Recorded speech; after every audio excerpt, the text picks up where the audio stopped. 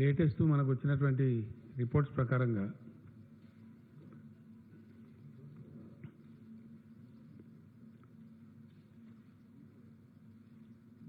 మొత్తం తెలంగాణలో ఇప్పటి వరకు ఈరోజు కూడా టెస్ట్ల తర్వాత కొత్తగా 18 మందికి రావడం జరిగింది పాజిటివ్. అవన్నీ కలిపితే 858 కేసులకు ఇప్పటికీ పాజిటివ్ వచ్చింది మన దగ్గర.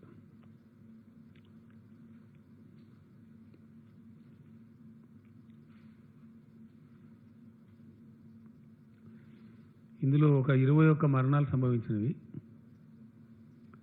నిన్నటివి ఈరోజు కూడా కలుపుకుంటే ఈ అవుట్ ఆఫ్ 858లో 186 మంది మన దగ్గర నుంచి కోలుకొని అన్ని పరీక్షల తర్వాత వాళ్ళు డిశ్చార్జ్ కావడం జరిగింది. ఇప్పుడు చికిత్సలో మన దగ్గర ఉన్న వాళ్ళు 651 మంది ఉన్నారు. సీరియస్ లేవు కదా, సీరియస్ ఉందా? ఛాన్స్ లేదు అంటే మామూలుగా కదా, లేదు కదా, 4 వీళ్ళు కలిసిండ్రా. ఇందులో అంత భయంకరమైన పరిస్థితి ఎవరికి కూడా లేదు. అందరూ కోలుకొని మంచిగా మన దగ్గర నుంచి డిశ్చార్జ్ కావాలని చెప్పి మనం కూడా భగవంతుని ప్రార్థిస్తా ఉన్నాం. ఇవి ఇచ్చిందమ్మా, ఇవి వచ్చినాయి కదా మనకి డీటెయిల్స్ అండి. ఒక 4 జిల్లాలేమో 0 ఉంది మనకి out of 33. Warangal rural, Yadadri Bhuvanagiri, Wanaparthy, Siddipet. ఇక్కడ కేసెస్ లేవు మనకి. ఫ్రీ ఆఫ్ కరోనా ప్రాబ్లం ఉన్నాయి అవి. తర్వాత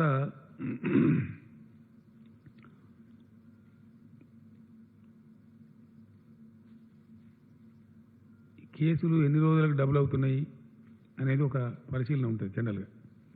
ప్రపంచవ్యాప్తంగా కూడా ఇప్పుడు చేస్తున్నది. దేశంలో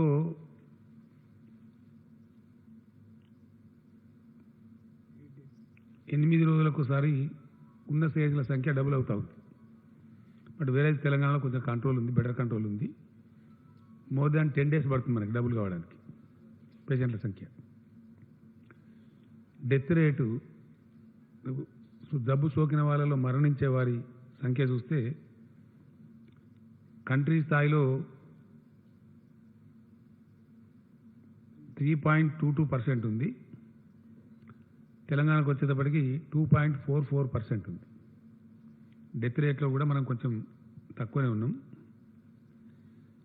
మిలియన్ కేసులకు ఎంతమందిని పరీక్షిస్తున్నారు 1 మిలియన్ మందిలో అని కంపారిజన్ చేస్తే ఇండియా స్థాయిలోనేమో పర్ మిలియన్ 254 మందిని పరీక్షిస్తూ ఉన్నారు. మన దగ్గర 375 మెంబర్స్ మనం టెస్ట్ చేస్తూ ఉన్నాం. టెస్ట్లో కూడా మనం కంట్రీ యావరేజ్ కంటే చాలా ఎబోవ్ ఉన్నాం. ఈ విధంగా ప్రయత్నాలు జరుగుతున్నాయి. వీటన్నిటి మధ్య ఇట్లా వచ్చింది. దీని తదనంతరం లాస్ట్ పేజ్లో మీరు చూడొచ్చు మీ దగ్గర వివరాలని. స్టార్టింగ్లో మనకు కొంచెం వైద్య సిబ్బందికి ఇతరత్ర అవసరమయ్యేటువంటి మెడికల్ ఎక్విప్మెంట్ తక్కువ ఉండేది మన దగ్గర.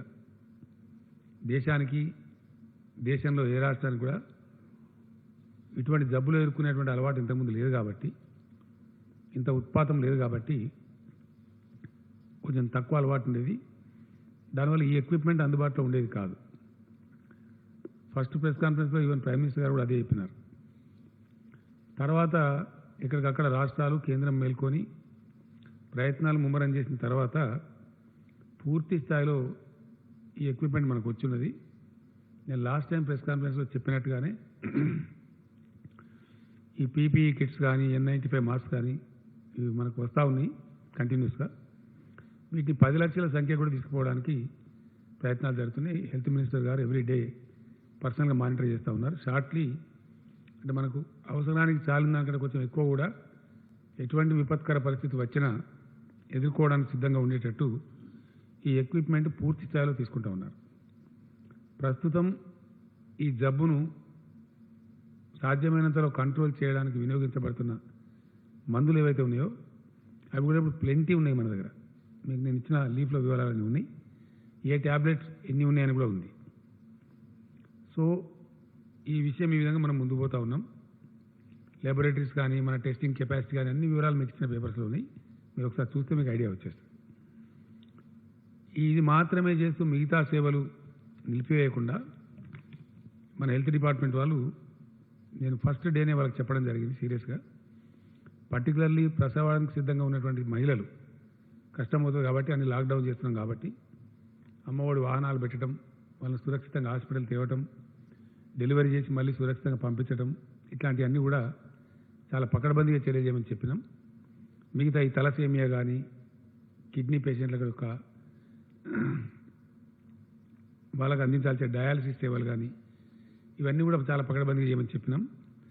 ఎంతమందికి చేసింది అనేది మీ దగ్గర ఆ పేపర్లో వివరాలని, కీమోథెరపీ కావచ్చు, క్యాన్సర్ పేషెంట్లు కావచ్చు, కిడ్నీ పేషెంట్లు కావచ్చు, వాళ్ళకు కూడా ఇబ్బంది కలగకుండా సేవలు అందిస్తూనే ఉన్నారు. ఆ విధంగా జరుగుతూ ఉంది. దీని తదనంతరం ప్రపంచవ్యాప్తంగా కూడా పరిస్థితి కొన్ని దేశాల్లో చెప్పబడుతున్నప్పటికీ మళ్ళీ అక్కడ రిపీట్ కూడా అవుతూ ఉంది. చాలా దేశాలు మానేసుకున్న వాళ్ళు మళ్ళీ లాక్డౌన్ చేసినారు. ఉదాహరణకు సింగపూర్ లాంటి దేశం కూడా ఎత్తేసినారు, మళ్ళీ లాక్డౌన్ చేసినారు పరిస్థితిని బట్టి. అట్లా ఇప్పుడు దాదాపు 42 దేశాలు సంపూర్ణ లాక్డౌన్లో ఉన్నాయి ప్రెజెంట్లీ. అతి ఎక్కువ రోజులు ఉన్నటువంటి దేశాలు జాతీయ స్థాయిలో అంటే చైనా వుహాన్ వాడికి 77 రోజులు, Ireland 67 days, France 55 days, Australia 54 రోజులు, మలేషియా 46 రోజులు, నెదర్లాండ్స్ 44 రోజులు, లిథువేనియా 43 రోజులు, పెరు 42 రోజులు, ఇట్లా చాలా దేశాలు ఆస్ట్రేలియా ఇట్లా ఉన్నాయి వివరాలన్నీ. మొత్తం మీద 42 దేశాలు చాలా రోజులుగా ఉన్నవి. ఇట్లా ఉన్న పరిస్థితుల్లో మన దగ్గర కూడా లాక్డౌన్ కొనసాగుతున్నది. దాన్ని మే 3 వరకు గవర్నమెంట్ ఆఫ్ ఇండియా ఆల్రెడీ ప్రకటించున్నారు ఈ లాక్డౌన్ కొనసాగుతుందని చెప్పి. కానీ గవర్నమెంట్ ఆఫ్ ఇండియా చేసినటువంటి ఒక సవరణ ఏంటంటే రేపటి నుంచి 28 తర్వాత కొన్ని విషయాల్లో సడలింపులు ఇస్తున్నామని చెప్పినారు. మేము ఇప్పుడు క్యాబినెట్ చాలా సుదీర్ఘమైన చర్చ తర్వాత కంప్లీట్గా పరిశీలన చేసిన తర్వాత ఎట్టి పరిస్థితులలో తెలంగాణలో ఏ సడలింపు కూడా ఇవ్వదలుచుకోలేదు. No relaxation will be given in the state of Telangana. It's a clear decision. చాలా అన్ని రకాల ముందు వెనక మంచి చెడ్డ రాష్ట్ర ప్రజల ఆరోగ్యం వీటన్నిటి దృష్ట్యా మన దగ్గర వైరస్ తీరుతనులు వీటి దృష్ట్యా ఈ నిర్ణయం తీసుకున్నాం. హెల్త్ మినిస్టర్ గారికి నాకు వాళ్ళు వైద్య డిపార్ట్మెంట్ అందించినటువంటి సమాచారం ప్రకారం మనకి చాలా వరకు 1 మే మనం అవుట్ ఆఫ్ ప్రాబ్లం అయ్యే అవకాశం ఉంది అని చెప్తా ఉన్నారు. ఇక ఇప్పుడు ఉన్నటువంటి వాళ్ళు ఎవరైతే ఉన్నారో వాళ్ళందరూ కూడా ఎగ్జాస్ట్ అయిపోతున్న వాళ్ళ డేట్స్ 28 డేస్ ఉండాలనే ప్రోటోకాల్ కూడా కంప్లీట్ చేస్తూ ఎగ్జాస్ట్ అవుతా ఉంది బై 1 మే. ఎవ్రీడే డిశ్చార్జ్ అవుతూ ఉన్నారు కొద్ది మంది. 1 మే కల్లా పోతుంది. కానీ ఈ లోపల కొన్ని కొత్త కేసులు కూడా వచ్చేటువంటి అవకాశం ఉంది. అంటే అక్కడి నుంచి తగ్గేటువంటి అవకాశం ఉంటుంది. ఫర్ ఎగ్జాంపుల్ ఈరోజు 450 పైచీలకు టెస్టులు చేస్తే అందులో 18 మాత్రమే పాజిటివ్ వచ్చినాయి. కొన్నిసార్లు ఫ్లక్చువేట్ అవుతుంది, ఎక్కుతా ఉంది, కొద్ది తగ్గుతూ ఉంది, రకరకాలుగా ఉంది. But 1 may we pray to God and do the best effort. దాంతో డౌన్ఫాల్ పోయే ఆస్కారం ఉంటుందని చెప్పి మన వైద్య విభాగం యొక్క అంచనా ఉంది. అట్నే జరగాలని మనమందరం కూడా కోరుకుందాం. అయినప్పటికీ మనం జాగ్రత్తగా ఉండకపోతే మాత్రం దెబ్బతినే ప్రమాదం ఉంటుంది. గతంలోనే మనం గైడ్లైన్స్ ఇచ్చినాం. లాక్డౌన్ తెలంగాణలో అనౌన్స్ చేసిన రోజున గైడ్లైన్స్ ఇచ్చినాం. అవే గైడ్లైన్స్ యథాతథంగా అమలు చేయబడతాయి. సేమ్ ఇంతకుముందు ఉన్నటువంటి. సపోజ్ కూరగాయలు, పాలు, కిరాణా షాపులు తెచ్చి ఉంటాయని చెప్పినాం, నైట్ టైం కర్ఫ్యూ ఉంటుందని చెప్పినాం. అవన్నీ యథాతథంగా ఇంతకుముందు రాష్ట్ర ప్రభుత్వం నిబంధనలు ఏవైతే పెట్టిందో అవి యథాతథంగా అమల్లో ఉంటాయి. నిత్యావసర సరుకులు, పసిపిల్లలు తాగే పాలు, కూరగాయలు వగైరా వగైరా ప్రజలకు ప్రతిరోజు అవసరం ఉండేటి మాత్రకు డెఫినెట్గా అవి అందుబాటులో ఉంటాయి. కొన్ని పనులు కొనసాగుతాయని మనం చెప్పినాం. కొన్ని ఇండస్ట్రీస్, ఎందుకంటే ఇండస్ట్రీ అంటే రైస్ మిల్ ఫర్ ఎగ్జాంపుల్, వాళ్ళు బియ్యం పట్టకపోతే మనకు అన్నానికే రాదు.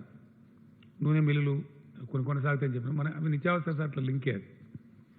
సో అటువంటి శానిటైజర్లు, తర్వాత మనకు మంది ఇచ్చేటువంటి ఫార్మా కంపెనీలు గతంలోనే మనకు ఇచ్చిన గైడ్లైన్స్లో ఉన్నాయి. అవి కొనసాగుతాయని, అవన్నీ కూడా కొనసాగుతాయి. ఆ గైడ్లైన్స్లో ఎటువంటి మార్పు లేదు. కానీ కేంద్రం చెప్పినటువంటి సడలింపు, ఇంకా కేంద్రమే రాష్ట్రాలకు ఇచ్చినటువంటి గైడ్లైన్స్లో ఒక మాట స్పష్టంగా చెప్పినారు. ఏ రాష్ట్రం కానీ దేశంలో, ఏ యూనియన్ టెరిటరీ కానీ మేమిచ్చే మార్గదర్శకాల కంటే ఇంకా స్ట్రిక్టర్ మెజర్స్ అక్కడ స్థానిక పరిస్థితులను బట్టి తీసుకోదలిస్తే తీసుకోవచ్చును, మాకు అభ్యంతరం లేదని చెప్పినారు. ఈ జీవో ఏదైతే 1897 జీవో ఉందో, ఎపిడెమిక్ డిజాస్టర్ మేనేజ్మెంట్ జీవో ఉందో, దాని కింద కేంద్ర ప్రభుత్వానికి ఉన్నటువంటి అధికారులే రాష్ట్ర ప్రభుత్వానికి కూడా ఉన్నాయి. ఆ పవర్ కూడా రాసింది స్పష్టంగా యాక్ట్లో. ఆ యాక్ట్ కిందనే మనం ఇప్పుడు ఈ ఆర్డర్స్ పాస్ చేస్తూ ఉన్నాం. టుడే క్యాబినెట్ కూడా తీసుకున్నది. మన రాష్ట్రంలో 3 భాగాలకు ఇది ఉండేది. ఒకటి విదేశీ ప్రయాణికులు, ఆ చాప్టర్ 100% సుఖాంతమైంది. ఇప్పుడు అందులో ఎవరు చనిపోలేదు. ఇనీషియల్లీ 32 ఉండే నంబరు, అది కొంచెం పెరిగి 64 అయిన ఉండే. కంప్లీట్ ప్రోటోకాల్ ప్రకారం 100% వాళ్ళంతా డిశ్చార్జ్ అయిపోయినారు. ఆ సమయంలో మన దగ్గర క్వారంటైన్లో ఉన్న 26,000 మంది కూడా క్షేమంగా అంతా డిశ్చార్జ్ అయిపోయినారు. ఆ తర్వాత వచ్చినటువంటి నిజాముద్దీన్ ద్వారా వచ్చిన ప్రాబ్లమే మన కంటిన్యూ అవుతూ ఉంది. వాళ్ళు, వాళ్ళ ఫ్యామిలీ మెంబర్సు, వాళ్ళ సెకండరీ కాంటాక్టు, వాళ్ళు తిన్న చోట, కూర్చున్న చోట రకరకాలుగా వస్తూ ఉన్నాయి కేసులు. కాబట్టి దాన్ని మనం కంటిన్యూ పరిశోధన చేస్తూ ఉన్నాం. అది ఎక్కడ కట్ అయితే అక్కడ ఆల్మోస్ట్ మనకు సమస్య ఆగిపోయే పరిస్థితి ఉంటుంది. అదర్వైజ్ వేరే ఇంకే రకమైన కేసులన్నీ ఉన్నాయంటే ఒక 13-14 ఫ్రగైల్ కేసెస్ ఉన్నాయి. వాటిని సెర్చ్ చేస్తూ ఉన్నారు. వాళ్ళని తెచ్చి అడ్మిట్ చేసినారు. వాటిని ఆ నంబర్ పెద్దగా లేదు. అటువంటి సూచనలు కూడా మనకి ఎక్కడ పుటమరింపులు లేవు రాష్ట్రంలో. కాబట్టి దీనికి సంబంధించి మనకు బ్రేక్ కనుక దొరికితే చాలా వరకు మన రాష్ట్రం బాగుపడే అవకాశం ఉంటుంది. ఫర్దర్ కేసెస్ రాకుండా ఉండేదానికి కూడా ఆస్కారం ఉంటుంది. మనం అందరం కూడా భగవంతుని ప్రార్థిద్దాం అటువంటి సమయం రావాలని చెప్పి.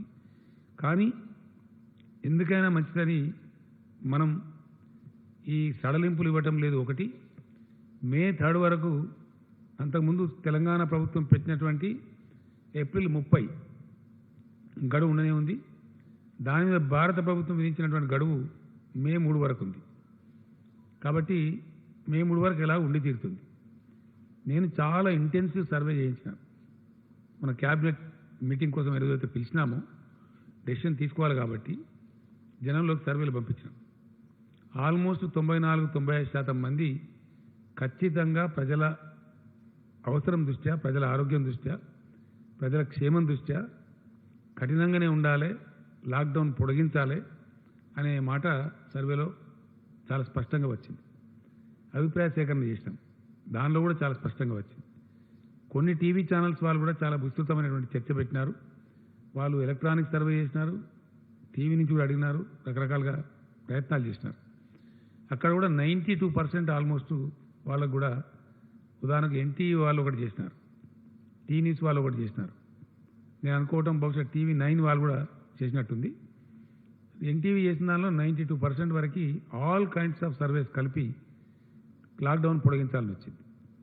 ఎక్కడి నుంచి చూసినా ఏతావాత నమస్తే తెలంగాణ పేపర్ వాళ్ళు కూడా చేసినారు. వాళ్ళది కూడా ఇంచుమించు 1-2% అటు ఇటుగా ఇదే అభిప్రాయం ఇచ్చినారు. ఇతర పత్రికలలో వచ్చినటువంటి న్యూస్ కానీ, ప్రజలు వెలువరించినటువంటి అభిప్రాయాలు కానీ ఇంచుమించుగా ఇదే ఉంది. నేను వ్యక్తిగతంగా కూడా అనేక మందితో మాట్లాడడం జరిగింది. కొంతమందికి అడిగి ఆ జిల్లాలో 4 పేర్లు ఇవ్వమని చెప్పి, ఆ నియోజకవర్గంలో 4 పేర్లు ఇవ్వమని వాళ్ళని అడిగినాను, క్రాస్ సెక్షన్ పీపుల్. నేను భయంగా మాట్లాడిన దానిలో అడ్వకేట్స్ ఉన్నారు, డాక్టర్స్ ఉన్నారు, రైతులు ఉన్నారు, కూలీలు ఉన్నారు, అన్ని రకాల వాళ్ళు ఉన్నారు, యంగ్స్టర్స్ కూడా ఉన్నారు. ముక్త కంఠంతో నాకైతే నేను అడిగిన ప్రతి వ్యక్తి సుమారు నేను ఒక 70-80 మందితో మాట్లాడినాను. 10 పాత జిల్లాలలో ఒక్కొక్క జిల్లాలో 7, 8, 10 మందితో కూడా మాట్లాడినాం. ఆల్మోస్ట్ తెల్లారి కూడా కొంత మాట్లాడినాం, 100 మంది దాకా మాట్లాడినాం. 100% చెప్పినారు. వాళ్ళు అడిగింది ఏంటంటే లాక్డౌన్ ఎత్తివేసినా సడలింపు చేసినా ఎందువల్ల చేస్తున్నట్టు, వ్యాధి తగ్గిందా, ఎందువల్ల చేస్తున్నట్టు వాళ్ళు క్వశ్చన్ నన్నే అడిగినారు.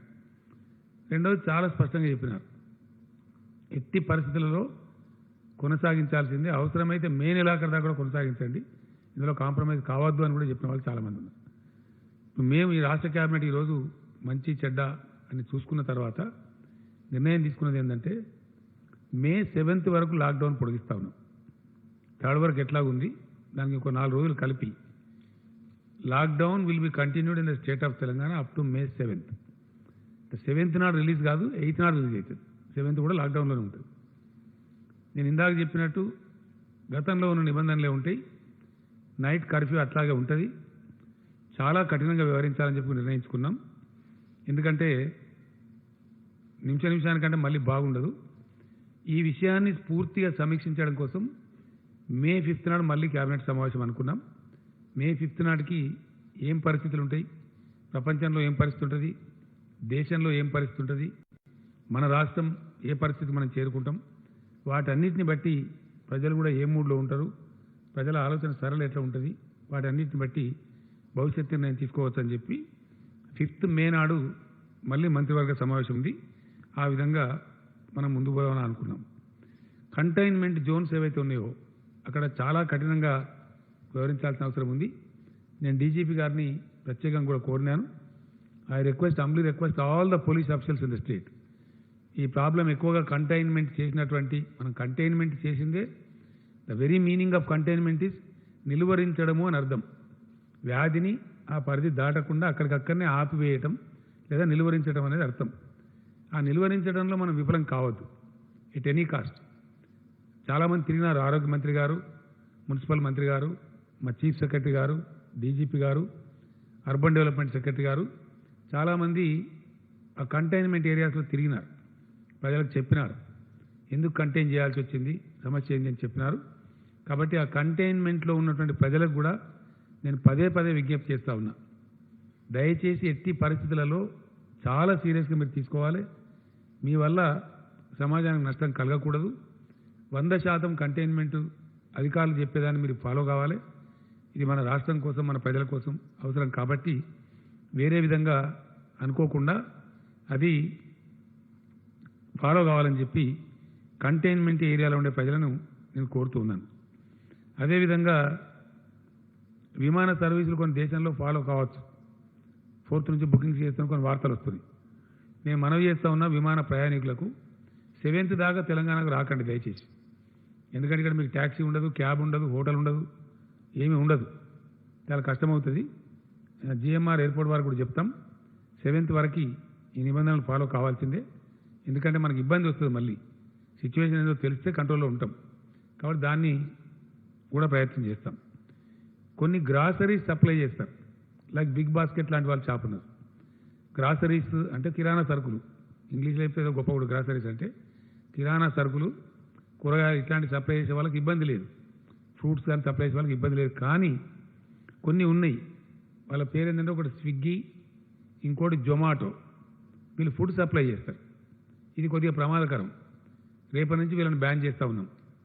ఈరోజు ఆర్డర్స్ ఉంటే ఇచ్చుకోవచ్చు, కానీ రేపు పొద్దు నుంచి మాత్రం ఎట్టి పరిస్థితిలో ఈ స్విగ్గీ అనేది, జొమాటో అనేది రాష్ట్రంలో అనుమతించాం. వాళ్ళు ఒకవేళ అతిక్రమించిన మాటకు వాళ్ళ మీద చర్యలు తీసుకుంటాం. కారణం ఏంటంటే వేరే ఇతర ప్రాంతాల్లో మన దేశంలో ఒక పాస్తా అనేది పిజ్జా ఆ పిజ్జా అనేది తెప్పిస్తే 69 మంది దాంతో ఎఫెక్ట్ అయిపోయింది. ఢిల్లీ దేశ రాజధానిలో 69 మెంబర్స్ ఎఫెక్ట్ అయ్యారు. ఒక వ్యక్తి పిజ్జా తెచ్చిస్తే. మరి ఈ సపరేట్గా ఇంటికాడ మంచిగా ఇంత వండుకొని వెళ్ళిపోయా మీరు తినక, ఎందుకు మనకు అది ఈ పిజ్జా ఎందుకు, బొజ్జా ఎందుకు, దాంతో చచ్చుడు ఎందుకు నాకు అర్థం కాదు. ఏదో ఒకటి పప్పు ఒకరితో శుభ్రంగా ఇంట్లో ఉడికేసుకొని వేడివేడిగా తినేస్తే మనకు నవ్వొస్తుంది, కానీ సేఫ్టీ ఉంటుంది, మంచిగా ఉంటాం. 4 రోజులు కష్టం వస్తే ఓర్చుకోవాలి కదా. ఈ 10-15 రోజులు పిజ్జా తినకపోతే మేము చచ్చిపోతామా? ఎందుకు అనవసరంగా? దాంతో వచ్చేయలేదు, పోయేయలేదు. ప్రాణం కంటే ఏది కూడా విలువైంది కాదు. దయచేసి ఎట్టి పరిస్థితులలో అది దాన్ని అలో చేయం. ప్రజలకు నేను విజ్ఞప్తి చేస్తాను, అవి బంద్ చేయండి. ఈ 10-15 రోజులు మంచిది కాదు. మే 7th దాకా మాత్రం కఠినంగా బంద్ చేయాలి. బయట నుంచి తినుబండారాలు తెప్పించుకోకండి. మీకు అత్యవసరమైతే కిరాణా సరుకులు తెప్పించుకోండి, కూరగాయలు తెప్పించుకోండి, అంత అత్యవసరం ఉంటే అంతవరకు కానీ చేయదు దయచేసి. పండగలు ప్రార్థనలు ఎట్టి పరిస్థితుల్లో ఎవరైనా సరే ఇందులోనే చేసుకోవాలి. అది రంజాన్ కానీ, హిందువులు కానీ, క్రైస్తవులు కానీ, ఎవరైనా కానీ దయచేసి ఏ ఒక్క వర్గానికో ఏ ఒక్క మతానికో ఇది పరిమితం కాదు. Everybody has to follow the rule very strictly. సామూహిక ప్రార్థనలు అనుమతించబడవు. అన్ని లాక్డౌన్ అయిపోయినాయి. నాకు చాలా సంతోషం. మొన్న ఓల్డ్ సిటీలో మన ఫేమస్ మస్జిద్ మక్కా మస్జిద్లో కూడా కేవలం ఇమాం సాబ్తో ఒక 2-3 ఉండే ప్రార్థన చేసినారు. మన జుమ్మా మస్జిద్ కూడా ఆ ట్రెండ్ చాలా మంచిది మనకి. కాబట్టి అంతలో కూడా అదే ఫాలో కావాలి. అన్ని ఆలయాలు మూసేసినారు. తిరుపతి దేవస్థానం మూసేసినారు, శ్రీశైలం మూసేసినాం, మన దగ్గర వేములవాడ మూసేసినాం, యాదాద్రి మూసేసినాం, భద్రాచలం మూసుకున్నాం. ఈవెన్ శ్రీరామ నవమి పట్టాభిషేకం కూడా జరుపుకోలేదు మనం. ఇవన్నీ కూడా కళ్యాణం, స్వామివారి కళ్యాణం మనం లిమిటెడ్గా చేసుకున్నాం. కాబట్టి ఎవరమైనా మినహాయింపు లేకుండా దయచేసి any religious congregation is not allowed.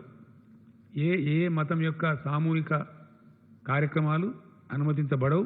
ఆ విషయంలో చాలా స్ట్రిక్ట్గా ఉంటారు. 100% దాన్ని అందరూ కూడా ఫాలో కావాల్సిందే.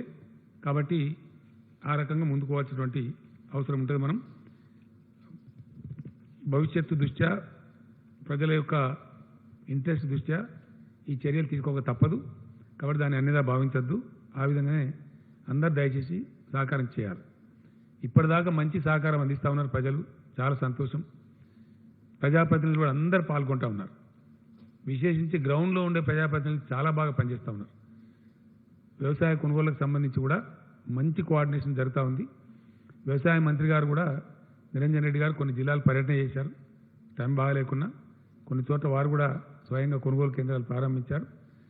వారితో పాటు అన్ని జిల్లాల మినిస్టర్స్ ఈ కొనుగోలును పర్యవేక్షిస్తూ ఉన్నారు. చాలా ఎఫెక్టివ్గా జరుగుతూ ఉంది, బాగా జరుగుతూ ఉంది. చాలా సంతోషం. అయితే అట్లే అదేవిధంగా జరగాలి.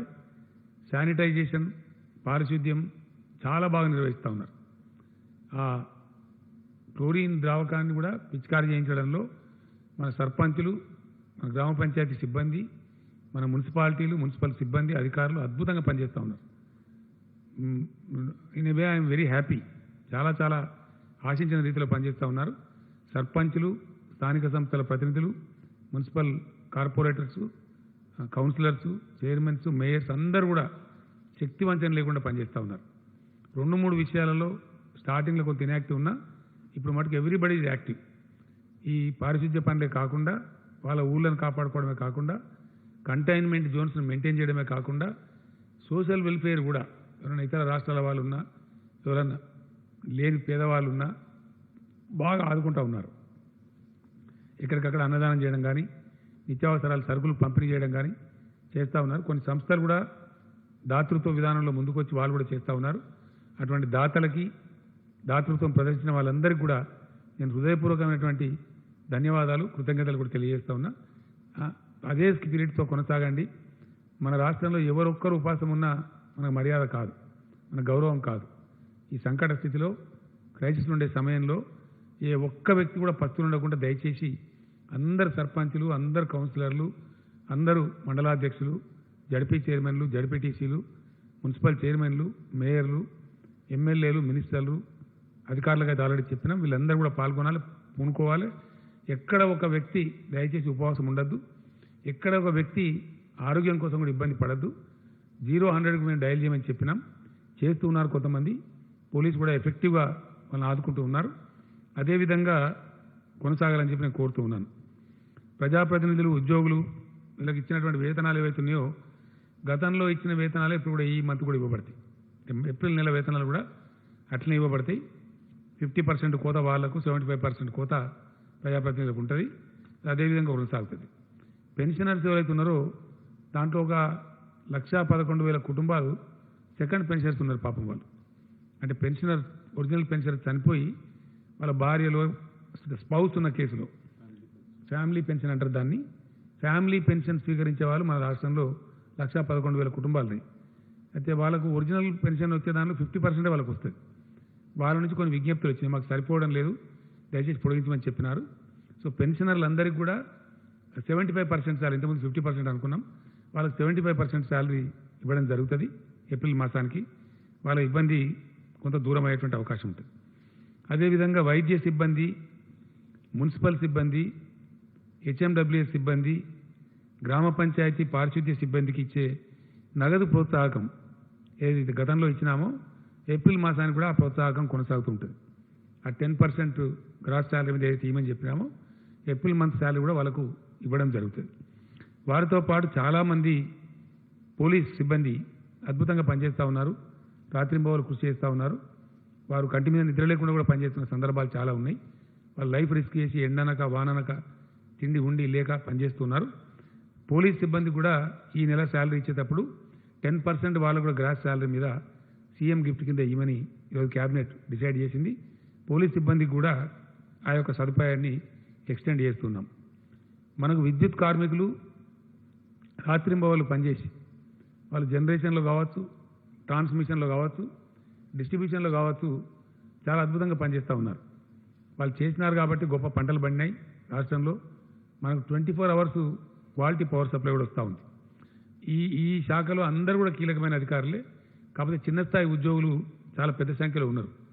వాళ్ళను O&M సిబ్బంది అంటారు, ఆపరేషన్ అండ్ మెయింటెనెన్స్ సిబ్బంది అంటారు. వారితో పాటు కొంతమంది ఆర్టిజాన్స్ కూడా ఉంటారు. ఎలక్ట్రిసిటీ దాంట్లో పనిచేసేటువంటి O&M సిబ్బంది, ఆర్టిజాన్స్ కలిపి మన రాష్ట్రంలో 34,512 మంది ఉన్నారు. జెన్కో, ట్రాన్స్కో, డిస్ట్రిబ్యూషన్ కంపెనీస్ అన్నీ కలిపి ఈ O&M సిబ్బంది మరియు ఆర్టిజాన్స్ ఈ పవర్ దాంట్లో 34,512 మంది ఉన్నారు. గతంలో వీళ్ళకి 50% శాలరీ ఇచ్చినాం, బట్ ఈ నెల 100% శాలరీ ఇవ్వాలని చెప్పి క్యాబినెట్ డిసైడ్ చేసింది. వాళ్ళ సేవలు అత్యవసరం కాబట్టి వాళ్ళకు 100% శాలరీ ఇవ్వడం జరుగుతుంది. ఈ విధంగా ఈ కొంత రిలీఫ్ వీళ్ళకి రావడం జరుగుతూ ఉంది. అట్లానే డిజాస్టర్ మేనేజ్మెంట్ యాక్ట్ ప్రకారం ఈరోజు క్యాబినెట్ నిర్ణయించింది, ఆదేశాలు చీఫ్ సెక్రటరీ గారు జారీ చేస్తున్నారు. ఖచ్చితంగా ఇళ్ల కిరాయిదారుల నుంచి వాళ్ళ దగ్గర ఇప్పుడు వాళ్ళు సంపాదించుకునే పరిస్థితి లేదు. రాష్ట్రం, దేశం లాక్డౌన్లో ఉంది, బిజినెస్లు ఆగిపోయినాయి. కాబట్టి ఎవరైతే ఇళ్లలో ఉండే కిరాయిదారులు ఉన్నారో మార్చ్, ఏప్రిల్, మే ఈ 3 నెలల కిరాయిలు వసూలు చేయవద్దని చెప్పి ఓనర్లను ప్రభుత్వం ఆదేశిస్తూ ఉంది. 3 months డిఫర్మెంట్ ఇవ్వాలి. ఇప్పుడు వసూలు చేయవద్దు, వాళ్ళ దగ్గర డబ్బు లేదు, ఆదాయం లేదు. కాబట్టి తర్వాత నెలలలో దాన్ని వాయిదాల వారీగా అడ్జస్ట్ చేసుకోవాలి. కానీ ఎట్టి పరిస్థితులలో కిరాయిదారులు మాత్రం వసూలు చేయవద్దు. ఇది అప్పీల్ కాదండి, ఈ యాక్ట్ కింద రాష్ట్ర ప్రభుత్వానికి ఉన్న అధికారం. It's a order by the cabinet. దాన్ని ఖచ్చితంగా పాటించాలి. ఎవరైనా ఇబ్బంది పెడితే 100కు డయల్ చేసి చెప్పవచ్చు. అట్లా ఇబ్బంది పెట్టిన ఓనర్ల మీద కఠినమైన చర్యలు కూడా తీసుకోవడం జరుగుతుంది. కాబట్టి ఓనర్లందరినీ మేము రిక్వెస్ట్ చేస్తూ ఉన్నాం, ఈ కఠిన సమయంలో కిరాయిదారులను దయచేసి సతాయించవద్దు. అందరిని మనం సమాజం కలిస్తేనే లాభం చేయగలుగుతాం. కాబట్టి ఒకరికొకరు అండగా ఉండాలి. కాబట్టి ఈ టైంలో దయచేసి వారిని ఇబ్బంది పెట్టని కోరుతూ ఉన్నాం. అదేవిధంగా ఈ ఇళ్ల కిరాయి కూడా మేము మీకు వాయిదా చేసినాం కదా అని వడ్డీ వసూలు చేయకూడదు. ఎలాంటి వడ్డీ లేకుండా వాయిదాల పద్ధతిలో తీసుకోవాలి తప్ప మీకు మేము డిఫర్మెంట్ ఇచ్చినాం కాబట్టి వడ్డీ కట్టాలా అని మళ్ళీ అదొక ఇబ్బంది పెట్టకూడదు. కాబట్టి వడ్డీ వసూలు చేయడానికి లేదు, ఇది గవర్నమెంట్ ఆర్డర్. అదేవిధంగా ప్రాపర్టీ ట్యాక్స్ చెల్లిస్తూ ఉంటారు. జిహెచ్ఎంసీ కావచ్చు, మున్సిపాలిటీస్ కావచ్చు, ఇతర కావచ్చు. 2019-20 సంవత్సరానికి సంబంధించి జనరల్గా ఇది ఎట్లా ఉంటుందంటే 1 month లాటర్ కడతా ఉంటారు. మార్చి ట్యాక్స్ అంతా ఇప్పుడు కడతా ఉంటారు. జనరల్గా వాళ్ళు కట్టడంలో కొంత విఫలమైనారు. వాళ్ళకు ఒక రిలాక్సేషన్ ఇచ్చింది ఇలా క్యాబినెట్. ఎటువంటి అపరాధ రుసుము లేకుండా, ఏప్రిల్ లోపల కట్టకపోతే అపరాధ రుసుము వేస్తారు. అపరాధ రుసుము లేకుండా 31st మే దాకా వాళ్ళకు ఛాన్స్ ఇవ్వడం జరిగింది. వాళ్ళు చెల్లించుకునే వాళ్ళు దానిలో ఎటువంటి పెనాల్టీ లేకుండా చెల్లించుకునే అవకాశం ఉంటుంది. అదేవిధంగా ఈ ప్రైవేట్ స్కూల్స్, ఈ 10,000 పైచిలకు పాఠశాలల్ని ఇక్కడ 30 లక్షల పైచిలకు విద్యార్థులు, వీళ్ళు స్పష్టమైన ఆదేశం ఇస్తూ ఉంది రాష్ట్ర ప్రభుత్వం. ఎట్టి పరిస్థితుల్లో దాన్ని ఉల్లంఘించడానికి లేదు. వీళ్ళు ఎట్టి పరిస్థితిలో 20-21 సంవత్సరానికి ఒక్క పైసా కూడా ఫీజులు పెంచే అవకాశం లేదు, పెంచకూడదు. It's an order by the government. ఇది ప్రభుత్వ ఆదేశం. ప్రైవేటు విద్యా సంస్థలు ఇంత పెంచండి అంత పెంచండి అని కొంత నోటీసులు ఇస్తూ ఉన్నారు. That is not allowed in the state. ఎట్టి పరిస్థితుల్లో 2021 అకాడమిక్ ఇయర్కి ₹1 కూడా ఒక పైసా కూడా ఫీజులు పెంచేటువంటి అవకాశం లేదు, పెంచకూడదు. 2, రకరకాల ఫీజులు వీళ్ళు వసూలు చేస్తూ ఉంటారు. ఎట్టి పరిస్థితుల్లో వసూలు చేయకూడదు.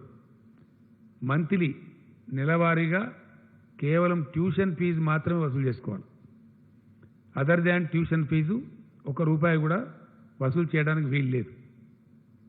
ఇది ప్రభుత్వ ఆదేశం, ఖచ్చితంగా ఫాలో కావాలి. తర్వాత రోజుల్లో దాన్ని చూసుకోవచ్చు, పరిస్థితి చక్కబడిన తర్వాత. ఇప్పుడు మటుకు ఓన్లీ ట్యూషన్ ఫీజు మాత్రమే, అది నెలవారీగా. సంవత్సరానికి అంత ఒకటేసారి కట్టండి అని కూడా జబర్దస్తి చేయడం లేదు. Only month wise tuition fee మాత్రమే తీసుకోవాలా. అంతకు మించి విద్యార్థులను కానీ విద్యార్థుల తల్లిదండ్రులను కానీ ఇబ్బంది పెట్టకూడదు. ఈ కష్ట సమయంలో పెట్టినట్టయితే ఎవరిని కష్టపెట్టినా 100కు డయల్ చేయండి, వెంటనే యాక్షన్ ఉంటుంది. చాలా యాక్టివ్గా చర్యలు కూడా తీసుకుంటాం. వాళ్ళ యొక్క పర్మిట్లు కూడా రద్దు చేస్తాం. ఎట్టి పరిస్థితుల్లో నిర్దాక్షిణ్యం ఉంటాం ఈ విషయంలో. ఇది ప్రజలకు సంబంధించి, ముఖ్యంగా పేదలకు సంబంధించింది. ప్రజలు ఇప్పుడు తమ ఆదాయాన్ని కోల్పోయి ఉన్నారు, ఆదాయం లేదు. మరీ దారుణంగా ఉంటుంది పరిస్థితి. మొదటికి మార్చిలోనన్న సగం వచ్చింది, కానీ ఏప్రిల్లో అయితే 0 అయిపోయింది. అది ఏం పని లేదు ఎక్కడ. ఎవరి ఇళ్లలో వాళ్ళు ఉండిపోవాల్సిన పరిస్థితి వచ్చింది.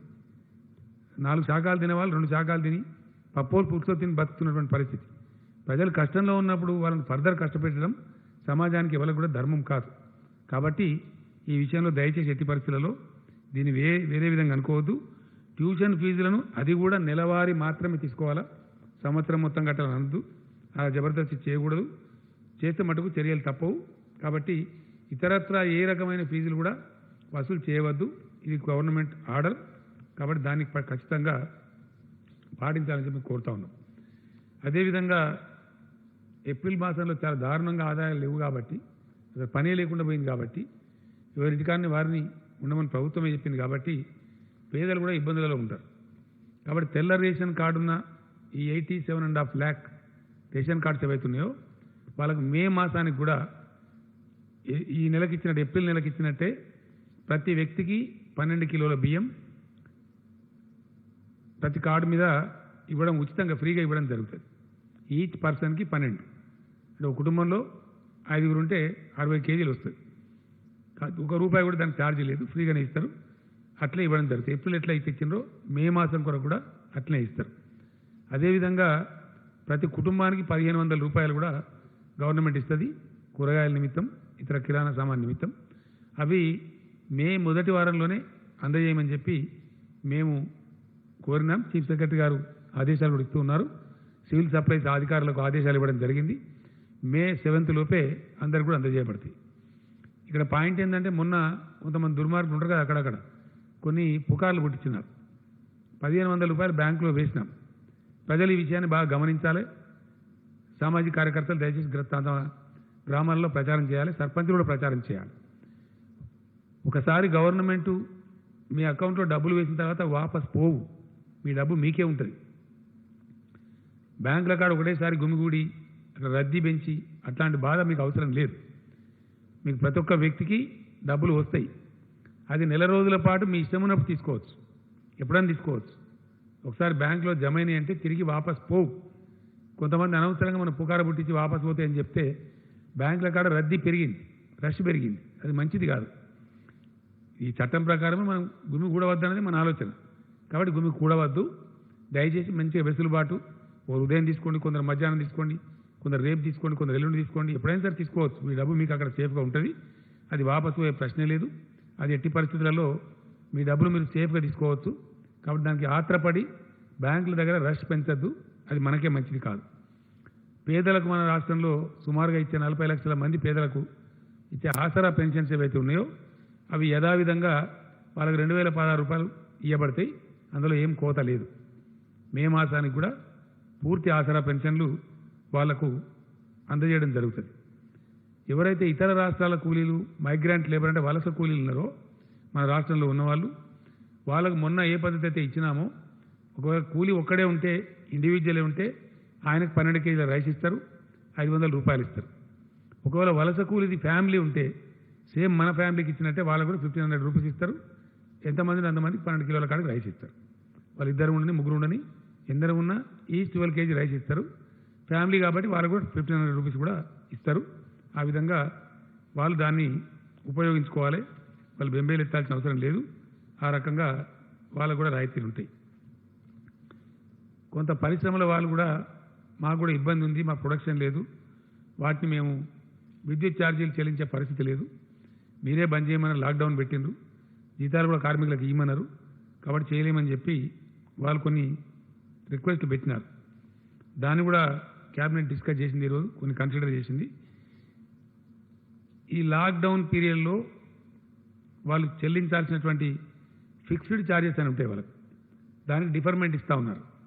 ఏప్రిల్ మే మాసాలకి ఏప్రిల్ మే మాసం యొక్క ఫిక్స్డ్ ఛార్జెస్ పరిశ్రమల వాళ్ళకి రద్దు చేయబడతా ఉన్నాయి. ఫిక్స్డ్ ఛార్జ్ అంటే ఏంటంటే కరెంటు వాడినా వాడకపోయినా కట్టే బిల్లులు అవి వసూలు చేయబడతాయి. ఇవాళ వాడలేదు కాబట్టి కరెంటు ఛార్జ్ వచ్చే ఆస్కారమే లేదు, కాబట్టి they are not in a problem. గతంలో ఎవరైనా ఇప్పుడు బిల్లులు సకాలంలోకి వెళ్ళి చెల్లిస్తామంటే ఒక 1% వాళ్ళకి రిబేట్ కూడా ఇస్తారు. ఇప్పుడు అదేవిధంగా లాక్డౌన్ పీరియడ్లో ఎవరైతే కొన్ని పరిశ్రమలు జరిగేవి పవర్ ఛార్జెస్ ఉంటాయో సకాలంలో వాళ్ళు చెల్లించినట్టయితే, లైక్ ఫార్మా ఇండస్ట్రీ మనం పర్మిట్ చేసినాం, రైస్ మిల్ మనం పర్మిట్ చేసినాం, ఇట్లా కొన్ని ఉన్నాయి కదా, ఇతరత్ర వాళ్ళని నడుపుకొని చేసినా కూడా మనం పర్మిట్ చేసినటువంటివి వాళ్ళు కూడా సకాలంలో బిల్ పే చేస్తే వాళ్ళకు కూడా 1% రిబేట్ కూడా ఇవ్వడం జరుగుతుంది. ఆ విధంగా ఉంటుంది.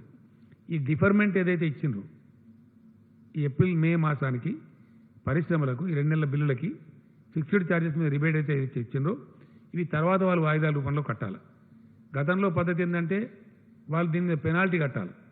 ఇప్పుడు పెనాల్టీ మాఫీ చేయడం జరిగింది. పెనాల్టీ చెల్లించాల్సినటువంటి అవసరం లేదు. ఆ డిలే పేమెంట్ పెనాల్టీ ఏదైతే ఉంటుందో ఆ విధంగా దానికి ప్రాబ్లం లేదు. అదేవిధంగా చెప్పిన నేను already told I think Aasara pension చెప్పాను కదా, చెప్పాను.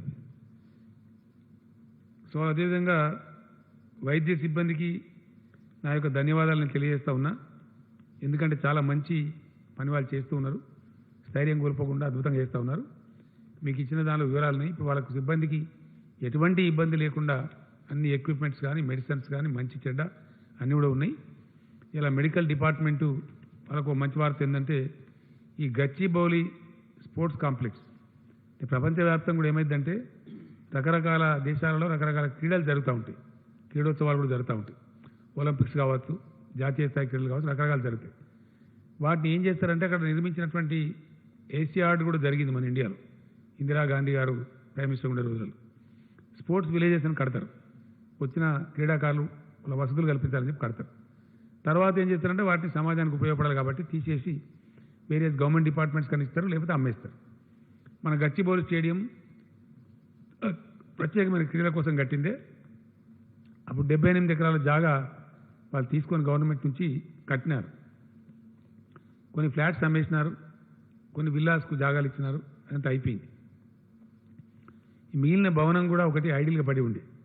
చాలాసార్లు మనం అనుకున్నాం, తెలంగాణ హైకోర్టు ఏర్పడినప్పుడు కూడా అవసరం కూడా ఆ బిల్డింగ్ వాడదాం అనుకున్నాం. జడ్జీలు కూడా పోయి అప్పుడు ఇన్స్పెక్షన్ కూడా చేసినారు, కానీ అది వాడలేదు. తర్వాత హైకోర్టు బైఫర్కేట్ అయిపోయింది. ఇప్పుడు ఆ స్పోర్ట్స్ కాంప్లెక్స్ను ఆ 14 అంతస్తులతో కూడుకున్న 540 రూమ్ల బిల్డింగ్ని హెల్త్ డిపార్ట్మెంట్ ట్రాన్స్ఫర్ చేయడం జరిగింది. క్రీడా శాఖ నుంచి హెల్త్ డిపార్ట్మెంట్కి ఇస్తూ ఇలా క్యాబినెట్ నిర్ణయం తీసుకున్నది. దాని కింద 9 ఎకరాల 16 గుంటల భూమి ఉంది. ఆ ల్యాండ్ కూడా హెల్త్ డిపార్ట్మెంట్ వారికే ట్రాన్స్ఫర్ చేసినాం. రేపటి నుంచి దాని హక్కులు హెల్త్ డిపార్ట్మెంట్ వారికే ఉంటాయి. అయితే అక్కడ ఇప్పటికే ఆరోగ్య శాఖ మంత్రి గారు, నా ప్రిన్సిపల్ సెక్రటరీ నరసింహరావు గారు వీరందరూ కూడా శ్రద్ధ వహించి ఆరోగ్య శాఖ వారు కూడా వార్ ఫుడ్ బేసిస్లో 1500 కెపాసిటీ బెడ్స్ ఇప్పుడు తయారు చేసినారు. రేపటి నుంచి వస్తున్నారా అందరూ? ఫ్రమ్ టుమారో అది ఫుల్ యూజ్లోకి వస్తూ ఉంది, 100% యూజ్లోకి వస్తూ ఉంది. సో ప్రస్తుతం అది కోవిడ్ స్పెషల్ హాస్పిటల్ కింద దాన్ని వాడుకుంటాం. మనకు వాడవలసిన అవసరం ఏర్పడితే తదనంతరం మాత్రం దానికి ఇంకో 10-15 ఎకరాల భూమిని కూడా జత చేస్తూ ఉన్నాం. ఎందువల్ల అంటే మనం దానికి అద్భుతమైన ఒక ఆసుపత్రి కింద తయారు చేయాలని నిర్ణయించినాం. ఎంచేపు గాంధీ, నీలోఫరు, ఉస్మానియా కాకుండా నగరానికి 4 చుట్టూ 4 కడదామనుకున్నాం. మనకు తూర్పు దిశలో ఎయిమ్స్ వచ్చింది, all India institute of medical sciences Bibinagar దగ్గర.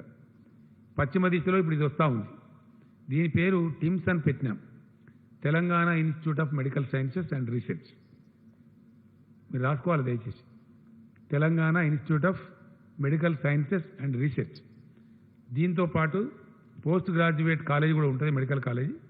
దాంట్లో పోస్ట్ గ్రాడ్యుయేట్ విద్యార్థులకు శిక్షణ కూడా ఉంటుంది. చాలా ఒక ప్రెస్టీజియస్ ఇన్స్టిట్యూట్ కింద తయారవుతుంది.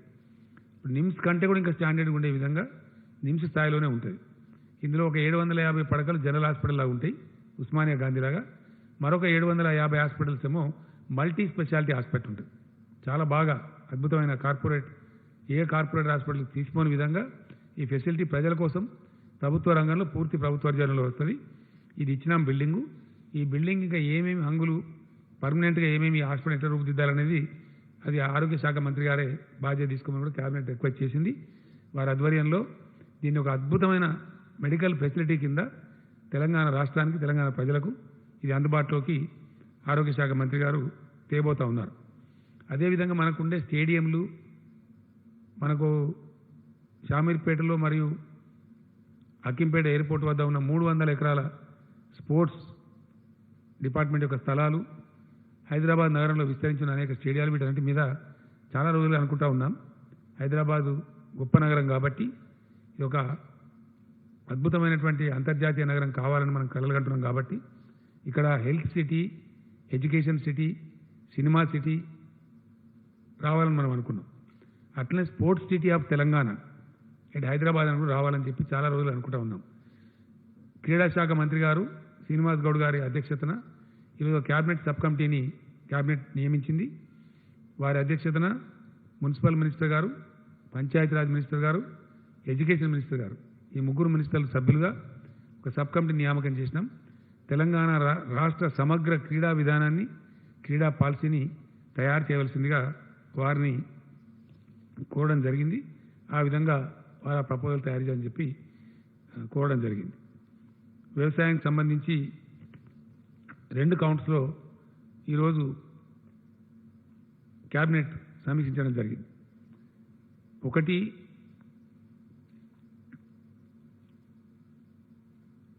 నాకు తెలిసి భారతదేశ చరిత్రలో ఎప్పుడు ఎక్కడ జరగని విధంగా, ఈవెన్ ఇప్పుడు కూడా ఏ రాష్ట్రంలో జరగని విధంగా ఒక తెలంగాణ రాష్ట్రంలో మాత్రమే రైతులు పండించిన పంటలన్నీ ప్రభుత్వం కొంటా ఉంది. ఇది first time in the Indian history. ఈ కోవిడ్ సందర్భంలో, కరోనా వ్యాధి సందర్భంలో కూడా ఏ రాష్ట్రం కూడా కొంటలేదు ఇండియాలో. తెలంగాణ రైతాంగం మీద మాకున్న ప్రత్యేక శ్రద్ధ, ప్రేమ కనబరచాలి, వాళ్ళని బాగు తీసుకురావాలి, ఖచ్చితంగా బాగు చేయాలి. ఎందుకంటే ఇక్కడ ఒక మాట నేను చెప్పాలి, ఖచ్చితంగా చెప్పాలి. ఒక చిన్న విషయం నేను మొన్న చెప్పిన తర్వాత నాకు చాలామంది ఫ్రెండ్స్ కూడా మాట్లాడినారు. కొన్ని ఆశ్చర్యకరమైన విషయాలు ఉంటాయి. ఈరోజు నిన్నో ఒక రిపోర్ట్ వచ్చింది ఒక ఇంటర్నేషనల్ జర్నల్లో. ప్రపంచం మొత్తం అతలాకుతలమైన ఈ సందర్భంలో రేపు రాబోయే రోజులలో భోజనానికి కూడా ఇబ్బందులు వస్తాయి, వరల్డ్ రేషన్ పాటించాల్సిన అవసరం ఏర్పడుతుందని చెప్పారు. వరల్డ్ రేషన్ రెగ్యులేట్ చేసుకోవాల్సి వస్తుంది, చాలా దారుణమైన పరిస్థితులు ఏర్పడే ప్రమాదం ఉందని కూడా నిపుణులు తమ నివేదికలు ఇస్తూ ఉన్నారు. అంటే వ్యవసాయానికి ఎంత ఇంపార్టెన్స్ ఉందో దాన్ని బట్టి మనకు అర్థమవుతూ ఉంది. మనది ప్రధానంగా వ్యవసాయక దేశం. రైతాంగాన్ని, వ్యవసాయాన్ని బాగా నిర్లక్ష్యం చేయబడతా ఉంది ఈ దేశంలో. కానీ తెలంగాణ ప్రభుత్వం చాలా కమిట్మెంట్తోని అనేక స్కీములు తెచ్చి రైతు బంధు, రైతు బీమా, 24 అవర్స్ ఉచిత విద్యుత్తు, సత్వర ప్రాజెక్టు నిర్మాణం, 6 నెలలు పంటల ప్రాజెక్టు ద్వారా నీటి సరఫరా, ఇవన్నీ చేసి చూపించినాం. ప్రాక్టికల్గా జరిగినాయి. శ్రీరామ్ సాగర్ ప్రాజెక్టు చరిత్రలో ఎప్పుడు కూడా కాకతీయ కాలువ 6 మాసాల పాటు నిరంతరంగా నీళ్ళు ఇవ్వలే. ఈసారి ఫస్ట్ టైం ఇచ్చినాం. ఏప్రిల్ 15th వరకు అనుకొని ఏప్రిల్ 15th వరకు కూడా విజయవంతంగా ఇచ్చినాం. అదంతా ప్రజల ముందు ఉంది, రైతుల ముందు ఉంది. ఈరోజు ఒక వరి ధాన్యమే కాకుండా మక్కలతో పాటు కందులు, శనగలు, సన్ఫ్లవరు, జువార్ అంటారు, తెల్లజొన్నలు లేదా పచ్చ జొన్నలు కూడా కొనుగోలు చేయాలి రైతుల దగ్గర నుంచి అని క్యాబినెట్ ఈరోజు నిర్ణయించింది. కాబట్టి జొన్నలు అమ్ముకునే వాళ్ళు కానీ, సన్ఫ్లవర్ అమ్ముకునే వాళ్ళు కానీ శనగలు అమ్ముకునే వాళ్ళు కానీ ఆగమాగమయ్యే అవసరం లేదు. ప్రభుత్వమే ప్రతి గింజ కొంటది. మీరు మీ దగ్గర మీ జిల్లా మినిస్టర్స్ని లేదా మీ జిల్లా రైతు బంధు కమిటీలను సంప్రదించండి. అన్నీ కూడా ప్రభుత్వం కొనుగోలు చేస్తుంది. మీరు తక్కువ ధరకు అమ్ముకొని నష్టపోవద్దు. ఈరోజు ఒకరిద్దరు మినిస్టర్లు మన సబితా ఇంద్రారెడ్డి గారు కూడా క్యాబినెట్ దృష్టికి తెచ్చినారు. కొన్ని శనగలు రంగారెడ్డి జిల్లాలో మిగిలిపోయినాయి ఉన్నాయని వేరే వాళ్ళు కూడా చెప్పినారు ఒకరిద్దరు. దాని మీద నుంచే క్యాబినెట్ స్పందించి ఈ నిర్ణయం తీసుకోవడం జరిగింది. వీటికి అవసరమైన బ్యాంక్ గ్యారెంటీ కూడా ఇస్తా ఉన్నాం. కాబట్టి ఈ వరి ధాన్యం, మొక్కజొన్న, శనగలు, సన్ఫ్లవర్ అంటే పొద్దుతిరుగుడు పంట. తర్వాత జొన్నలు, జువారి అంటాం మనం, తెల్ల జొన్నలు లేదా పచ్చ జొన్నలు. ఇవి తక్కువ ధరకు మీరు అమ్ముకోవద్దు. ప్రభుత్వమే కొంటది, మినిమం ప్రైస్ కొంటది. కాబట్టి మీరు దాని గురించి ఇబ్బంది పడే అక్కర్లేదు. అది చేయమని చెప్పి నేను కోరుతా ఉన్నా. ధాన్యం సేకరణ చాలా విజయవంతంగా జరుగుతూ ఉంది, చక్కగా జరుగుతూ ఉంది. అది అదేవిధంగా కొనసాగి కంప్లీట్ కావాలని చెప్పి కూడా ఈరోజు క్యాబినెట్ అధికారులను ఆదేశించింది, వ్యవసాయ శాఖను ఆదేశించింది. ఆ రకంగా చాలా అద్భుతమైనటువంటి ఫలితాలు వస్తాయి. మంత్రి గారు కూడా యాక్టివ్గా పనిచేస్తూ ఉన్నారు. కింద డౌన్ ద లైన్ వ్యవసాయ శాఖ అధికారులు, మార్కెటింగ్ అధికారులు కూడా చక్కగా సమన్వయం చేస్తూ ఉన్నారు. వాళ్ళు అదేవిధంగా పనిచేయాలని చెప్పి వాళ్ళందరినీ కోరుతూ ఉన్నాం. అదేవిధంగా వర్షాకాలంలో మనం ఆన్గోయింగ్ ప్రాజెక్ట్ కంప్లీట్ చేసినాం. కాళేశ్వరం ప్రాజెక్ట్ కంప్లీట్ అయింది. ఈరోజే కాళేశ్వరం నీళ్లు సిద్దిపేటకు చేరుకున్నాయి. కొద్ది రోజులలోనే కొండపోచమ్మ సాగర్ దాకా కూడా వస్తాయి. కాబట్టి అనుకున్న లక్ష్యం దిశగా కాళేశ్వరం పరుగులు పెడతా ఉంది. అది ఖచ్చితంగా జూన్ నుంచి మొత్తం ఏరియాకు నీళ్ళు వస్తాయి, మనం అనుకున్న పద్ధతిలో వస్తాయి. కాబట్టి ప్రాజెక్టు ఆధారిత, బోర్ ఆధారిత లేదా వర్షాధారిత రూపంలో తెలంగాణ వర్షాకాలంలో, రాబోయే వర్షాకాలంలో వ్యవసాయ శాఖ వేసుకున్న అంచనాల ప్రకారం 1,35,00,000 ఎకరాలలో సాగు జరిగేటువంటి అవకాశం ఉంది, పంటలు వేసే అవకాశం ఉంది. మరి దానికి చాలా పెద్ద ఎత్తున యూరియా కావాలి. 21 లక్షల టన్నుల యూరియా కావాలి మనకు. ఆల్మోస్ట్ అన్ని ఎరువులు కలిపి 21.5 అంటే డిఏపి అవన్నీ కలిపి యూరియా. సో అట్లా మొత్తం మీద 21.5 లక్షల టన్నుల ఎరువులు అవసరం మనకు. దాని సేకరణలో మంత్రి గారు బాగా నిమగ్నమై ఉన్నారు, రివ్యూ చేస్తూ ఉన్నారు. We are successful. ఎటువంటి లోటు రాకుండా రైతులకు ఎరువులు సరఫరా కూడా చేయాలని చెప్పి క్యాబినెట్ నిర్ణయించింది. ఇప్పటికే సంసిద్ధంగా ఉన్నాయి. రైతులతో ఒక మనవి, రైతులకు నా విజ్ఞప్తి ఏంటంటే అందరూ ఒకసారి గుమిగూడి మీద వాడు ఎరువులు కొనుక్కోవడం కాదు. మీకు మే 5 వరకు చాలా వరకు మీకు మీ పంటల కొనుగోలు అయిపోతుంది. 90-95% అయిపోతుంది. ఏ 5% మిగులుతుంది. మే 5వ తేదీ నుంచి మీరు ఫర్టిలైజర్స్ కొనుగోలు చేసుకోవాలి. మీకు సర్కార్ డబ్బులు కూడా ఇస్తూ ఉంది, చెక్స్ కూడా వస్తాయి. కాబట్టి ఆ డబ్బులు తీసుకొని ఎరువు బస్తాలు కూడా లూజు కొనుక్కొని పోతూ ఉండాలి.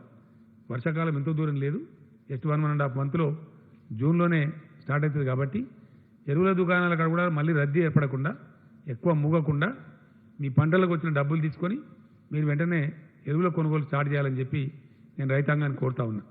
ఆ విధంగా చేసినట్టయితే రద్దీ లేకుండా కొనుక్కొని పోవచ్చు. ఇప్పుడు మన దగ్గర కొన్ని స్టాక్స్ ఉన్నాయి, కొన్ని ఇంకా అరేంజ్మెంట్ జరుగుతూ ఉన్నాయి. ఉన్న స్టాక్స్ అని అవుతూ ఉంటే మళ్ళీ మిగతా స్టాక్స్ కూడా వస్తూ ఉంటాయి. కాబట్టి రైతులు మే మాసంలోనే, మే నెలలోనే మీకు అవసరమైనటువంటి ఎరువులు, అది డిఏపి కావచ్చు, కాంప్లెక్స్ కావచ్చు, యూరియా కావచ్చు, కొనుగోలు చేసుకోవడం మంచిది. రద్దీ క్రియేట్ కాకుండా, రష్ క్రియేట్ చేయకుండా ఇప్పటి నుంచి కొనుక్కోవడం మంచిది. కాబట్టి చేయమని చెప్పి కోరుతా ఉన్నాం. వ్యవసాయ శాఖకు ఒక ఆదేశం ఇచ్చినాం. ఎందుకంటే ఇప్పటికిప్పుడు మనం ఫంక్షన్స్కి, పెళ్లిళ్ళకి అనుమతులు ఇవ్వం. మే 7 తర్వాత కూడా బహుశా ఇచ్చే అవకాశం ఉండదు. ఎందుకంటే మళ్ళీ ఒక్కసారి అంత ఓపెన్ చేసి ఫ్లడ్డింగ్ చేయం కాబట్టి చెయ్యం. అంటే దాదాపుగా ఇంకో నెల రోజుల దాకా ఫంక్షన్లు ఉండయి, వేడుకలు ఉండయి, ఇవి కూడా ఉండయి. కాబట్టి ఫంక్షన్ హాల్స్ దండిగా ఉన్నాయి మన రాష్ట్రంలో, గోడౌన్స్ తక్కువ ఉన్నాయి. కాబట్టి ఒక్క నెల కోసమే. కాబట్టి ఈ ఎరువులను నిల్వ చేయడానికి అన్ని మ్యారేజ్ హాల్స్ను సీజ్ చేసి వాటిని వాడుకోమని జిల్లా కలెక్టర్లకు ఆదేశం ఇచ్చినాం. కాబట్టి ఎక్కడికక్కడనే మండల కేంద్రంలో కానీ, తాలూకా కేంద్రంలో కానీ చాలా ఫంక్షన్ హాల్స్ ఉన్నాయి. అక్కడ పెట్టుకోండి. 15-20 రోజులలో మళ్ళీ మీరు ఆ విధంగా వాడుకోవచ్చు. కాబట్టి వాళ్ళకి ఏదైనా మామూలుగా ఇదేంటండి వచ్చే అవకాశం ఉంది, చెప్తాను. సో అట్లా మనకి ఫంక్షన్ హాల్స్ను తాత్కాలిక గోదాముల కింద వాడుకొని ఫర్టిలైజర్ని ఎక్కడికక్కడ రైతులకు అందజేసే ప్రయత్నాలు చేయాలి. ఆ విధంగా జిల్లా కలెక్టర్లు కూడా చర్యలు తీసుకోవాలని చెప్పి రిక్వెస్ట్ చేసినాం. ఈ విధంగా మనకు చాలా పాజిటివ్ పరిస్థితులు కనపడతా ఉన్నాయి. ఫర్టిలైజర్ కార్పొరేషన్ ఆఫ్ ఇండియా రామగుండంలో యూనిట్ పెడతామన్నప్పుడు మనల్ని కొన్ని వసతులు అడిగారు. మనల్ని ఈక్విటీ పెట్టమన్నారు మన వాటా ధనం కింద. మనం కూడా దాదాపు 150 కోట్ల పైచి 170 కోట్ల వరకు కూడా ఈక్విటీ పెట్టినాం. వాళ్ళకి వాటర్ కనెక్షన్ అంటే ఒక 80 కోట్లు ఖర్చు పెట్టి ఇచ్చినాం. అందులో ఆ ఫ్యాక్టరీలో మన వాటా కూడా ఉంది. ఆ ఫ్యాక్టరీ గురించి ఇక్కడనే మనకు లోకల్ ఎరువులు దొరికితే చాలా బాధలు తప్పుతాయి కాబట్టి దాన్ని చేయమని చెప్పినాం. బహుశా జూన్లో ఆ ఫ్యాక్టరీ కూడా అందుబాటులోకి వచ్చే అవకాశం ఉంది. వాళ్ళతో ఫర్టిలైజర్ కార్పొరేషన్ ఆఫ్ ఇండియా వాళ్ళతోని వ్యవసాయ శాఖ మంత్రి గారే నిరంజన్ రెడ్డి గారే స్వయంగా మాట్లాడినారు. మోస్ట్ లైక్లీ జూన్లో ఉత్పత్తి ప్రారంభమయ్యే అవకాశం ఉంటుంది. అప్పుడు మనకి ఇంకా కూడా ఎరువుల కొరత బాగా తీరిపోతుంది. ఎక్కడి నుంచో ఉత్తర భారతం నుంచి అక్కడి నుంచి రావడం కాకుండా ఈ విధంగా మన రాష్ట్రం యొక్క ఎరువుల వాడకాన్ని ముఖ్యంగా యూరియా వాడకానికి అది చాలా మనకు ఉపయోగపడేటువంటి ఆస్కారం ఉంటుంది. ఇట్లా రాష్ట్రాన్ని కాపాడుకుంటూ అన్ని రంగాలను కూడా కాపాడుకుంటూ అన్ని రకాల ప్రజలను కాపాడుకుంటూ ముందుకు పోవాల్సిన అవసరం దృష్ట్యా ఇది మనం ఈ రకమైనటువంటి నిర్ణయాలు తీసుకున్నాం, ముందుకు పోతూ ఉన్నాం. కాబట్టి దయచేసి ప్రజలకు నేను పదే పదే విజ్ఞప్తి చేస్తూ ఉన్నా, ఇది ఇంకింత కఠినంగా లాక్డౌన్ అమలు చేయాలి, మరింత కఠినంగా. బయటికి వచ్చే వాళ్ళు రాకండి. ఇప్పటికే చాలా కేసులు పెట్టినారు పోలీసులు, చాలా వాహనాలు సీజ్ చేసినారు. దాదాపు 35-40 వేల వాహనాలు కూడా 50,000 వాహనాలు కూడా సీజ్ చేసినారు. ఎందుకు అనవసరంగా బయటికి రావడం ఎందుకు, ఆ సీజర్ ఎందుకు? కాబట్టి అత్యవసరం ఉన్న వాళ్ళకు ప్రభుత్వమే కొన్ని పాసులు ఇస్తూ ఉన్నారు, కొంత అవకాశం కల్పిస్తూ ఉన్నారు. కాబట్టి దయచేసి ఇళ్ళ నుంచి రాకండి. వ్యాధి మన దగ్గర తగ్గుతున్నా కూడా తగ్గడం లేదు, సమాన స్థాయిలో ఉంది. ఏ మూలకు ఏ విపత్తు వస్తుందో తెలియదు. అనవసరంగా పూసుకుంటే ఇబ్బంది వస్తుంది. ఇలాగే జొమాటో ఇంకోటి ఏంటది స్విగ్గీ దాన్ని మూసేసినామంటే మాకు సంతోషం లేదు. దాని మీద కూడా ప్రభుత్వానికి వచ్చే ట్యాక్స్ పోతుంది. యాక్చువల్గా వాళ్ళు పోతే సేల్స్ ట్యాక్స్ వస్తుంది మనకి ప్రభుత్వానికి, అది ప్రభుత్వం నష్టపడుతుంది. కానీ మూసిన కారణం ఏంటంటే ఆ ఢిల్లీ ఉదాహరణ చూస్తే భయపడతా ఉంది. అనవసరంగా ఎవరు నలుగురికి అంటుకుంటే మళ్ళీ అది 100 మందికి 1000 మందికి పోతే చాలా ప్రమాదం వచ్చే ఆస్కారం ఉంటుంది. కాబట్టి ఈ చర్యలు ఎవ్వి ప్రభుత్వం తీసుకున్నా దయచేసి ప్రజల యొక్క క్షేమాన్ని, ప్రజల యొక్క మేలును దృష్టిలో పెట్టుకొని చేస్తారు తప్ప వేరే ఉద్దేశం కాదు. కాబట్టి అందరూ కూడా సహకరించాలి. ఎక్కడైనా నీకేమైనా లోటుపాట్లు ఉన్నట్టయితే, ఇంకా కూడా సహాయం చేరకుండా ఉన్నట్టయితే, ఇంకా కూడా ఏదైనా ప్రభుత్వ సహకారం మీకు అవసరం ఉన్నట్టయితే వెంటనే డయల్ 100కి ఫోన్ చేయండి. మీ దగ్గర ఉండేటువంటి మీ శాసనసభ్యులకు తెలియజేయండి, మీ సర్పంచ్లకు తెలియజేయండి, దాంతోపాటు అధికారులకు తెలియజేయండి, మీ జిల్లా కలెక్టర్ గారు తెలియజేయండి. తప్పకుండా ప్రభుత్వం మీకున్న కష్టాలు తొలగించడానికి అన్ని ప్రయత్నాలు చేస్తుంది. కాబట్టి ఆ రకంగా ముందుకు పోదాం. ఈ కరోనా బారి నుంచి మనల్ని మనం కాపాడుకుందాం. కాబట్టి ధైర్యంగా ఉంటూ పెద్దలందరూ కూడా ఇప్పటికీ చాలా మంచి పని చేస్తూ ఉన్నారు. చాలా ప్రభుత్వం బాగా చేస్తుందని అభిప్రాయంతో ఉన్నారు. కాబట్టి అదే విధమైనటువంటి ప్రజలు ప్రభుత్వం కలిసి గట్టిగా దీన్ని ఎదుర్కొంటే ఈ ఉత్పాతం నుంచి, ఈ ప్రమాదం నుంచి మనల్ని మనం రక్షించుకోవచ్చు. నేను మళ్ళొక్కసారి గుర్తు చేస్తా ఉన్న ప్రజలకి, దీనికి ఇప్పటికీ ప్రపంచంలో మందు లేదు. ఉపశమన చర్యలకు వాడే హైడ్రాక్సీ క్లోరోక్విన్, జ్వరం తగ్గించడానికి అదే పారాసిటమాలు, టెంపరేచర్ తగ్గించడానికి తప్పితే అజిత్రోమైసిన్ అని ట్యాబ్లెట్లు, అవి తప్ప నిర్దిష్టమైనటువంటి మందు దీనికి లేదు. దీని మళ్ళీ నేను మే 5th ఇంకా డీటెయిల్గా చెప్తాను. ఇప్పటిదాకా మందు లేదు. ఇంకా కొన్ని విషయాలు చాలా ఆశ్చర్యంగా ఉన్నాయి, ఎందుకంటే చాలా తమాషా జరగబోద్దని చెప్తా ఉన్నారు. కాబట్టి వ్యవసాయం జరగాల, ఆ వ్యవసాయం కూడా దయచేసి విడివిడిగా ఉండాలా. ఒక మాట చెప్తాను నేను ముగించే ముందు. ఈరోజు ఇండియా 135 కోట్ల జనాభా ఉన్న భారతావనికి అన్నం పెట్టగలిగేటువంటి దేశం ఏదైనా ఉందా ప్రపంచంలో? లేదు. మన పెద్దలు చెప్తారు, పిచ్చి పిచ్చి పనులు చేస్తే దరిద్రం పోతావు, నువ్వు దెబ్బతింటావు, దివాలా అవుతావు, దివాలా అయితే అడుక్కొని తినాలని చెప్తారు. మనం కూడా వ్యవసాయం నిర్లక్ష్యం చేస్తే అడుక్కొని తినాలంటారు. అడుక్కొని తిందామంటే కూడా పెట్టే శక్తి ఉనికి లేదు. అంటే మన వ్యవసాయాన్ని మనం కాపాడుకోవాలి, మన రైతాంగాన్ని కాపాడుకోవాలి. 135 కోట్ల కడుపులు నిండాలి 2 పూటలంటే మనకు ఏ దేశానికి కూడా మన తెలంగాణ కంటేనే 100 దేశాలు చిన్నవి ఉన్నాయి ఈ గ్లోబ్ మీద. మనతో పాటు సమానంగా మనకన్నా కొంచెం పెద్దగా ఉన్న దేశం చైనా ఉంది. వాళ్ళ పొట్టలకు వాళ్ళే సరిపోతారు.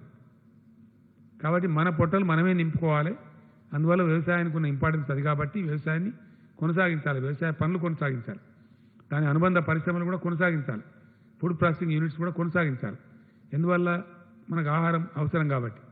ప్రపంచమే ఇప్పుడు ఆహార విధానంలో ఒడిదుడుకులకు లోనయ్యేటువంటి ఆస్కారం ఉంది. మనం భారతదేశం ఆల్రెడీ సెల్ఫ్ రిలయంట్గా ఉన్నాం. అంటే స్వావలంబన ఫుడ్ సెక్టర్లో, ఆహార నిల్వలలో, ఆహార విధానంలో మనం ఇంకో నడుకుతనే పరిస్థితులు లేం భారతదేశం. అందుకనే మన ప్రధానమంత్రి గారు చెప్పింది కూడా, భారతదేశం ఎట్టి పరిస్థితులలో మనం ఖచ్చితంగా వ్యవసాయం నిర్లక్ష్యం చేయవద్దు, నరేగాను కూడా కలపండి అని చెప్పినాం, భారత ప్రభుత్వాన్ని కోరినాం. ఇందాకనే ప్రైమ్ మినిస్టర్ గారు నాతో మాట్లాడినారు. నేను మళ్ళా కూడా చెప్పినాను. ఇంకో విషయం కూడా ఇక్కడ చెప్పాల్సిన అక్కడ ఉంది. ఆర్థిక పరంగా దేశం ముందుకు రావాలి.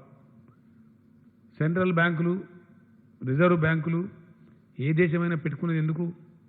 ఎట్టి పరిస్థితుల్లో ఇట్లాంటి విపత్తులు వచ్చినప్పుడు, విపత్కర పరిస్థితి వచ్చినప్పుడు పెట్టాల్సిన అవసరం ఉంటుంది. మళ్ళా ఒకసారి నేను అప్పీల్ చేస్తా ఉన్నా భారత ప్రభుత్వానికి, ఈ దేశంలో ఫిస్కల్ పాలసీ మీ చేతుల్లో ఉంది, రాష్ట్రాల చేతుల్లో లేదు. దేశ విత్త విధానం, దాని కరెక్ట్ తెలుగులో చెప్పాలంటే దేశం యొక్క విత్త విధానం, కంట్రీస్ ఎకనామిక్ పాలసీ కేంద్రం తన ఆధీనంలో పెట్టుకున్నది. కేంద్ర ఆధీనంలోనే అది ఉంది కాబట్టి ఏం చేయాలన్నా కేంద్రం చేయాలి. కాబట్టి సత్వరమే కేంద్రం నిర్ణయాలు తీసుకున్నాం. ప్రైమ్ మినిస్టర్ గారిని ఇప్పుడు కూడా కోరినాం. Even now I have requested the honourable prime minister, వెంటనే FRBM పెంచండి రాష్ట్రాలకు. అది మీ మీద పడే భారమేం కాదు, రాష్ట్రాలే తిరిగి తీర్చుకుంటాయి. ఇప్పుడు అవసరం. ఇప్పుడు మేము జీతాలు ఇవ్వలేక బాధపడతా ఉన్నాం, వాళ్ళు అర్ధాకలితో ఉంచుతున్నామా ఉద్యోగస్తుల్ని. చాలా చాలా కంజెషన్, ఎందుకంటే భవిష్యత్తు ఏందో తెలియదు కాబట్టి చాలా చూసుకొని నడవాల్సి వస్తూ ఉన్నది. అత్యవసర విభాగాలు కొనసాగాల, వాళ్ళు కష్టం రిస్క్ తీసుకొని పనిచేస్తున్నారు కాబట్టి వాళ్ళని కొంచెం ప్రోత్సహించాలా. ఇవన్నీ బ్యాలెన్స్ చేసుకొని పోవాలి. ఇది చాలా కష్టంతో కూడుకున్న పని. కాబట్టి నేను మొన్న చెప్పిన క్వాంటిటేటివ్ ఈజింగ్ హెలికాప్టర్ మనీ అని చెప్పిన. అది కొందరికి అర్థమైంది, కొందరికి అర్థం కాలేదు. ఈ ఎకానమిస్టులు ఉంటారు, ఆర్థిక శాస్త్రవేత్తలు, వీళ్ళు ఒక ముఠా ఉండరు. వాళ్ళకు రకరకాల ఆలోచనలు ఉంటాయి. ఒక ఆయన దాన్ని మించింది లేదని ఇంకొక ఆయన చెప్తున్నారు. కొంతమంది అయితే పనికిరాదని చెప్తున్నారు. వాళ్ళకంతా భిన్న ధృవాలు ఉంటాయి. ఈ పండితులకు పైత్యం ఎక్కువ. వాళ్ళు జనరల్గా ఏంటంటే రకరకాల భిన్న ఆలోచనలు కలిగి ఉండి భిన్నమైనవి చెప్తారు. నేనేమంటున్నా అంటే, నేను ప్రపోజ్ చేసినటువంటి క్వాంటిటేటివ్ ఈజింగ్ కాకపోతే క్వాలిటేటివ్ ఈజింగ్ ఇవ్వండి, ఇంకో రూపం తీసుకోండి. హెలికాప్టర్ మనీ కాకపోతే ఎయిర్ క్రాఫ్ట్ మనీ ఇవ్వండి. కేసీఆర్ చెప్పింది చేయనని లేదు కదా. ఏదో ఒక రూపంలో స్థూలంగా నేను చెప్తున్న అంశం ఏంటంటే, భారతదేశ విత్త విధానం, కంట్రీస్ ఎకనామిక్ పాలసీ కేంద్ర ప్రభుత్వం దగ్గర ఉంది, కేంద్రం ఆధీనంలో ఉంది, రాష్ట్రాలకు దానిలో అధికారం లేదు. కాబట్టి కేంద్రం తక్షణం స్పందించాల్సిన అవసరం ఉంది. ఏ పద్ధతి వీలైతే ఆ పద్ధతి, కేసీఆర్ చెప్పిన పద్ధతి అని అనుకోవడానికి అవసరం లేదు. ఏ పద్ధతి ఉత్తమం అనుకుంటే ఆ పద్ధతిలో రాష్ట్రాలకు అవసరమైన వెసులుబాటు కేంద్రం వెంటనే కల్పించాలి.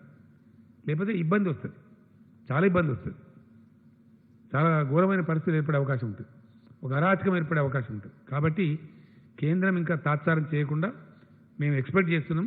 ప్రైమ్ మినిస్టర్ గారు కూడా నాకు ఇప్పుడు ఆశాభంగానే మాట్లాడినారు. చేస్తున్నాం, మా ప్రయత్నం అంతా మేము చేస్తున్నాం వారు కూడా చెప్పారు. చాలా పాజిటివ్ నిర్ణయాలు కేంద్రం నుంచి వస్తాయనే మేము ఆశతో ఉన్నాం, ఎదురు చూస్తూ ఉన్నాం. ఆ విధంగా చూద్దాం పరిస్థితులు ఏ విధంగా వస్తాయో, దాన్ని బట్టి ముందు మనం కూడా నిర్ణయాలు తీసుకుంటాం. Thank you. ఆయన కానీ కదా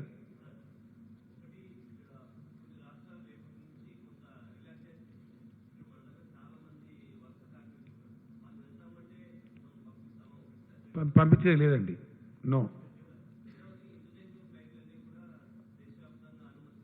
ఇంటర్నేషనల్ లేదండి. ఓన్లీ డొమెస్టిక్ అంటున్నారు. 4th నుంచి ఇంటర్నేషనల్ లేదు. టికెట్ కూడా ఇప్పుడు బుక్ చేసుకోమని విమానయాన సంస్థలు చెప్తున్నది డొమెస్టిక్ వాటికి మాత్రమే. అది May 4th నుంచి అని చెప్తున్నారు. మా దగ్గర May 4th కూడా మేము అనుమతించాం ఎట్టి పరిస్థితులలో. ఓన్లీ ఆఫ్టర్ May 7th, అది May 5th తర్వాత. విమాన ప్రయాణికులకు మేము మనవి చేస్తూ ఉన్నాం, హైదరాబాద్ రాకండి, కష్టాలు కొని తెచ్చుకోకండి.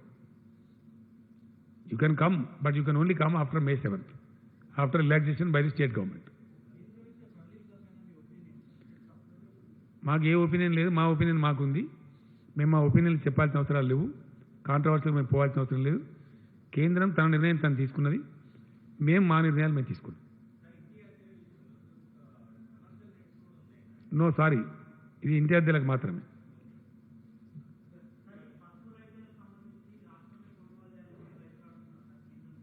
గతంలో ఎప్పుడు కొనుగోలు చేయలేదు, అది అంతా భారీ పంట కాదు, అది పరిశీలిస్తాం. Wheel examine.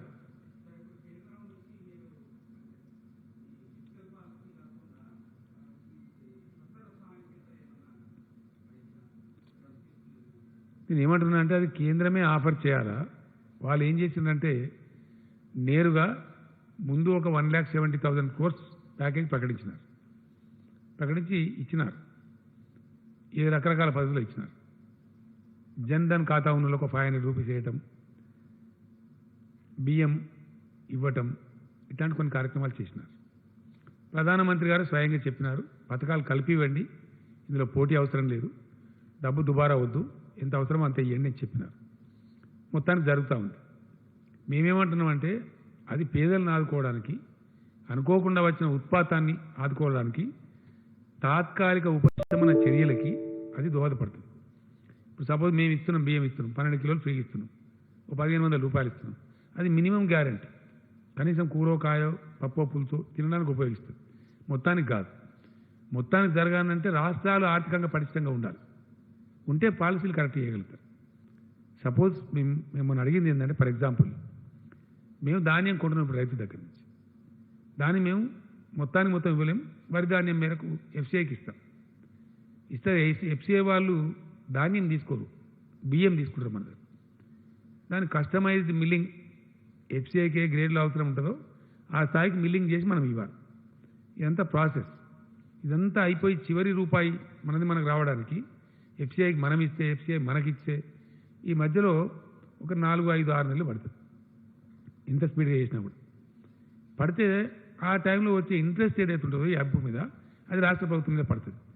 దాన్ని మాఫీ చేయండి అని అడిగినాం మనం. అది భారం కానియకండి రాష్ట్రం మీద, దాన్ని మాఫీ చేయండి, ఆదేశం ఇవ్వండి, మీరు ఆర్బీఐ ద్వారా బ్యాంకులకు ఆర్డర్స్ ఇవ్వండి అని అడిగినాం. అదేం గొంతెమ్మ కోరిక కాదు కదా, కేంద్రం చేయవచ్చు. నేను ప్రైమ్ మినిస్టర్ గారు అదే చెప్పిన, క్వాంటిటేటివ్ ఈజింగ్, హెలికాప్టర్ మనీ అట్లా పెట్టినా ఇవన్నీ చేయొచ్చు కదా అర్జెంటుగా. రాష్ట్రాల యొక్క రుణ పరిమితి పెంచవచ్చు, నథింగ్ ప్రివెంట్స్.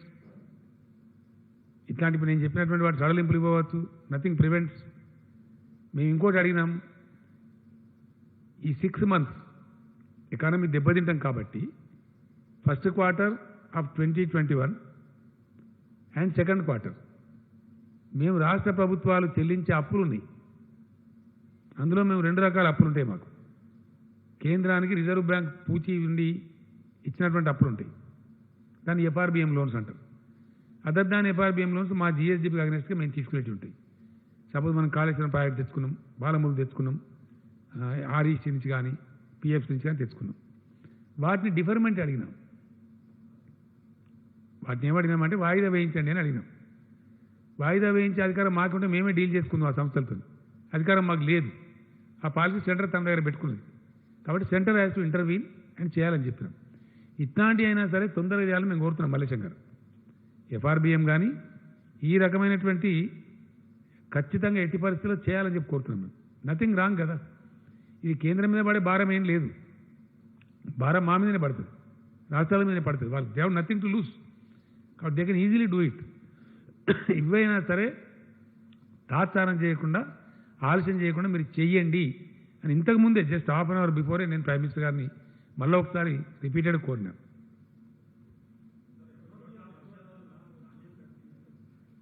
అన్నీ కొంటామండి, దానికి ఏం సిల్లి, అది ఎంత పెద్ద 1 కోటి టన్నులు కొనేటప్పుడు అది ఏముంటుందండి అని అయితే అనుభూతి పెద్ద.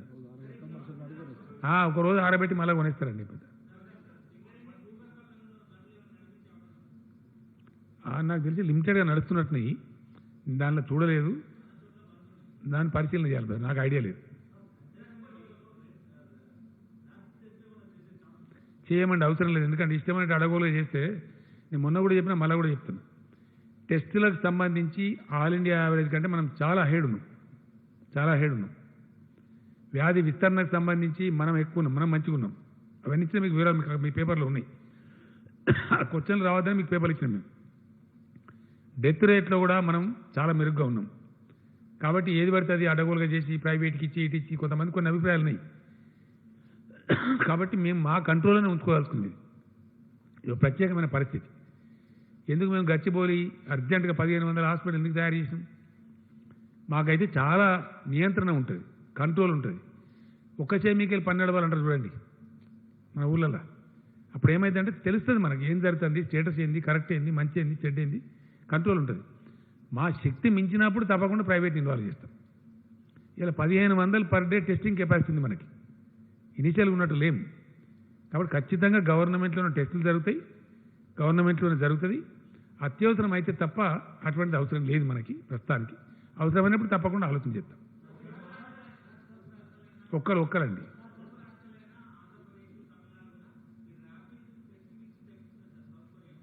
తెప్పించే అవసరం లేదండి, మనకే వచ్చినాయి ఆల్రెడీ. ఎవరు తెప్పించే అవసరం లేదు, గవర్నమెంట్ ఆఫ్ ఇండియానే పంపిస్తున్నది. మనకు కూడా కొన్ని వచ్చినాయి.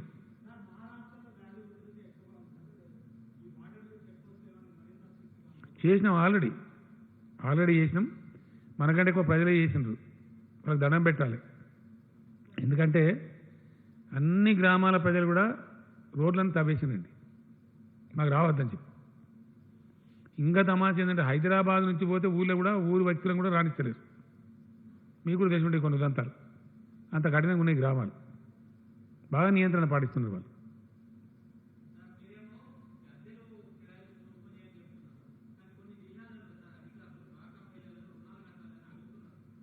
అర్థం కాదు బ్రదర్. నేను డాక్రా రుణాల గురించి ఇప్పుడు చెప్పలేదే. డాక్రా రుణాలు కట్టాలి బ్రదర్, కంపల్సరీ కట్టాలి. ఎందుకంటే వాళ్ళు తీసుకుంటారు బ్యాంక్ నుంచి డబ్బులు, అవి చేసి మళ్ళీ కడుతుంటారు వాళ్ళు. వాళ్ళకి డబ్బులకు బాధ ఉండదు, వాళ్ళు కడితేనే మంచిది, వాళ్ళ క్యారెక్టర్ పోవద్దు. మన రాష్ట్రంలో మహిళా సంఘాలు సాధించిన గొప్ప విజయం అది. 99.9% రెగ్యులర్ పేమెంట్స్ ఉన్నాయి. కాబట్టి బ్యాంకులు ప్రభుత్వం 5 లక్షలు చెప్తే 5 లక్షలు ఇస్తున్నారు, 10 లక్షలు చెప్తే 10 లక్షలు ఇస్తున్నారు. ఎనీ అమౌంట్ ఇవ్వడానికి సిద్ధంగా ఉన్నారు. కాబట్టి అది మంచి స్కీమ్ ఉంది, దాన్ని చెడగొట్టద్దు. వాళ్ళు అవసరం ఉన్న కాడికే తీసుకోవాలి. ఇప్పుడు వాళ్ళు దండిగా వాళ్ళకి డబ్బులు అవసరం ఉన్నాయి. ఎందుకు? ఐకేపీ సెంటర్స్ ధాన్యం కొంటున్నారు, వాళ్ళకి కొంత లాభం వస్తుంది. కాబట్టి డబ్బులు కట్టాల్సింది, కంపల్సరీ కట్టాలి.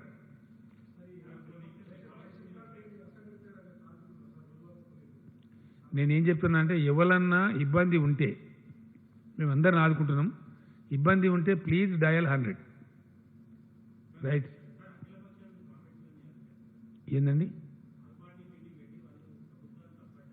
ఏ విషయంలో తప్పట్టిందండి? ఏ దానిలో? వాళ్ళు ప్రభుత్వానికి వచ్చినప్పుడు చాలా గొప్పగా చేయమని చెప్తామండి. గరీబ్ గారు ఎందుకంటే అనవసరం వాళ్ళకి ఏం అర్థం పర్థం ఉండాలి కదా మాట్లాడడానికి. ఇప్పుడు మీకు మీకు ఇచ్చిన కాగితం ఉంది కదండి, దట్ ఇస్ అఫీషియల్ రికార్డ్. మీకు ఇచ్చిన కాగితం ఏదైతుందో that's official record. All India గురించి అయితే మేము తప్పు చెప్పలేం కదా, మేము చెప్తాం అనుకుంటారా? We are ahead of all India average. We are much better than so many states. ఈ గవర్నమెంట్ యొక్క పనితనానికి గది నిదర్శనం. ఎవరో ఆపోజిషన్ ఏం ఆపోజిషన్ ఉన్నారు.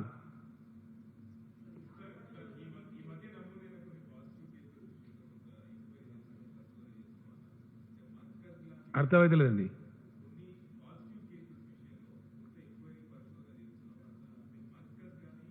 ఏం పరిశోధన లేదు. కంటిన్యూ చేస్తారు కదండి. అది ఒక ట్రావెలిస్ట్ కాదు, మీకు తెలియదు, దానికి చాలా ఉంటాయి బాధలు. ప్రతి కేసుకు చేస్తారు అది, ఎవ్రీ కేసు. ఏడ తిన్నాడు, ఎవరింటికి పోయిండు, ఏం తిన్నాడు, హోటల్లో తిన్నాడా, ఏ గ్లాసులో మంచినీళ్ళు దాన్ని కూడా చూస్తారు. అది ఇంకొంత తర్వాత మనకు అంటుకుంటారు కదా. చాలా స్ట్రిక్ట్ మెజర్స్ ఉంటాయి, అవి చాలా కఠినంగా చేస్తారు. దానిలో అనుమానమే అవసరం లేదు దయచేసి. ఎవరన్నా కానివ్వండి, అనుమానితులు ఉంటే ఖచ్చితంగా చేస్తారు. పాజిటివ్ వచ్చిన కేసులను అయితే వదలరు. కంపల్సరీ వాళ్ళ సరౌండింగ్స్, వాళ్ళ కథ కంటైన్మెంట్లో చాలా స్ట్రిక్ట్గా ఉంటారు. నేను ఎందుకు చెప్తున్నాను దయచేసి మీరు అర్థం చేసుకోవాల్సి ఇక్కడ ఏంటంటే పాయింట్, వ్యాధి ఇక్కడ ఉన్నది ఏం తెలుసున్నానండి. సింపుల్ ఇష్యూ, చాలా సింపుల్. మనం సింప్లిఫై చేద్దాం. మీరు మంచి క్వశ్చన్ అడిగింది, నేను మంచి జవాబు చెప్తాను. ఇక ప్రజలకు పోతుంది, ప్రజలకు పోవాలి నేను కోరుకుంటున్నాను. బోరు కొట్టినా సరే నేను మళ్ళీ రిపీట్ చేస్తాను. ప్రపంచంలో ఇప్పటికీ దీనికి సరి అయిన మందు లేదు. ఇది గ్యారెంటీ. వ్యాక్సిన్ కానీ అంత ఈజీగా తయారు కాదు, అది టైం టేకింగ్, అంత సులభం కాదు. అయితే మనం అరికట్టగలిగేది ఏంది? కేంద్రం కానీ రాష్ట్రం కానీ ఇంకోరు కానీ ఏంది అంటే వ్యాధి ఉధృతిని ఒకటేసారి వేల లక్షల మందికి సోకకుండా, ఒకటేసారి వేల లక్షల మరణాలు సంభవించకుండా అరికట్టగలుగుతాం. ఆ అరికట్టడానికి మన దగ్గర భారతదేశంలో ఉండే ఒకటే ఒక ఆయుధం లాక్డౌన్. ఒకటే ఆయుధం, మనకి ఇంకా ఆయుధం లేదు. నేను పదే చెప్తా ఉన్నా, దాన్ని ప్రజలు అర్థం చేసుకుంటున్నారు. ఇంకా వేరే మార్గం, వేరే గత్యంతరం లేదు. వైద్య విధానంలో ఇప్పటి వరకు ఉన్న ఉపశమన చర్యలే తప్ప వ్యాధి నిర్మూలన కోసం వాడే మందులు లేవు.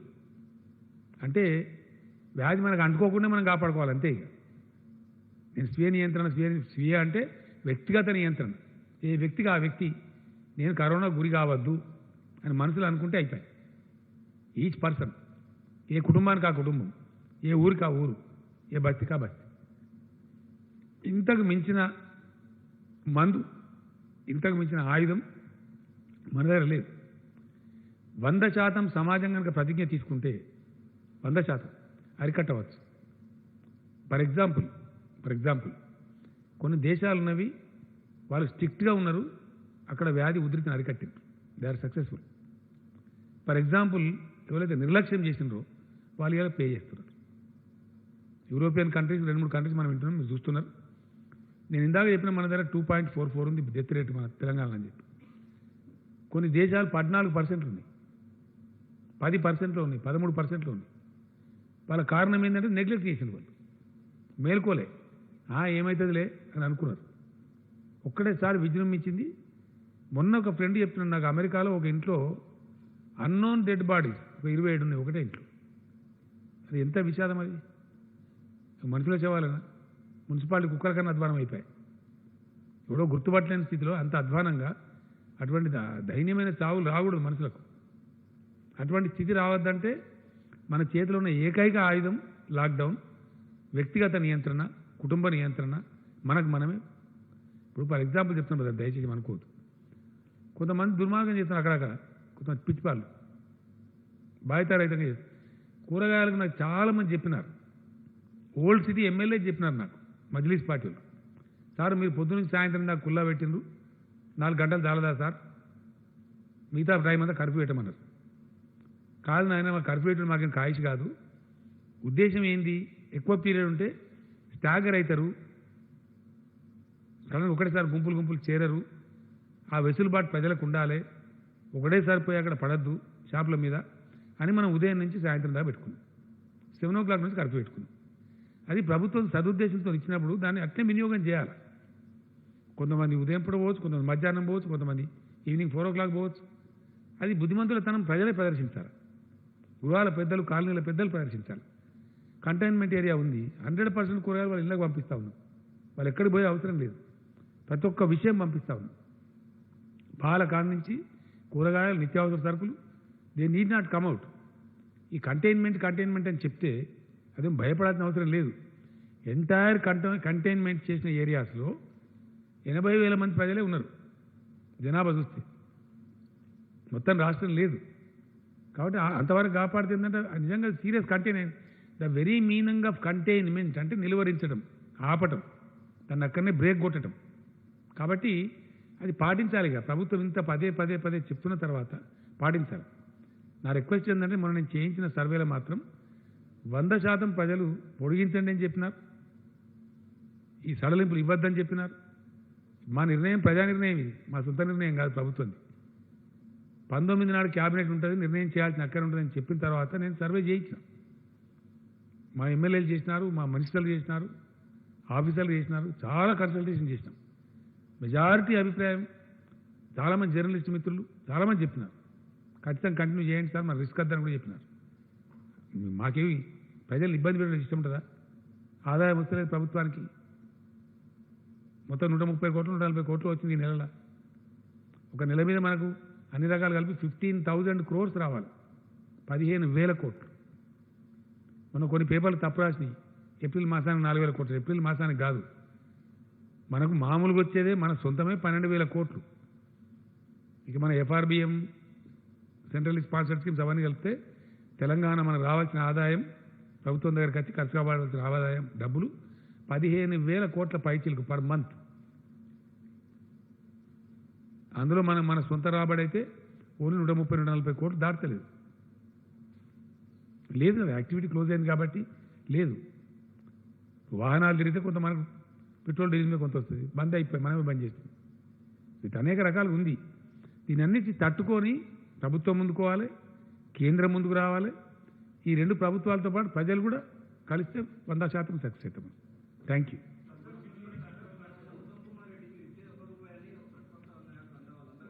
ఈ గాల గురించి నేను మాట్లాడదలుచుకోలేదండి. నేనేమంటే మేము మాట్లాడదలుచుకోలేను కదా, నో కామెంట్స్. క్యూ కాయకే వస్తుంది అదేం లేదు బ్రదర్, అన్ని అంతరా control. Old city new city ఏం తేడా లేదు, అంతరా కంట్రోల్నే ఉంది. కంటైన్మెంట్ ఎవరు ఉల్లంఘించినా చాలా తీవ్ర చర్యలు ఉంటాయి. No exemption for any religion, anybody, no. లేదండి, ఏం ఆలోచించలేదు. Only May 5th we will take a call on May 5th. May 5th నాటికి ఉండే పరిస్థితులను బట్టి నిర్ణయం చేద్దాం. Thank you.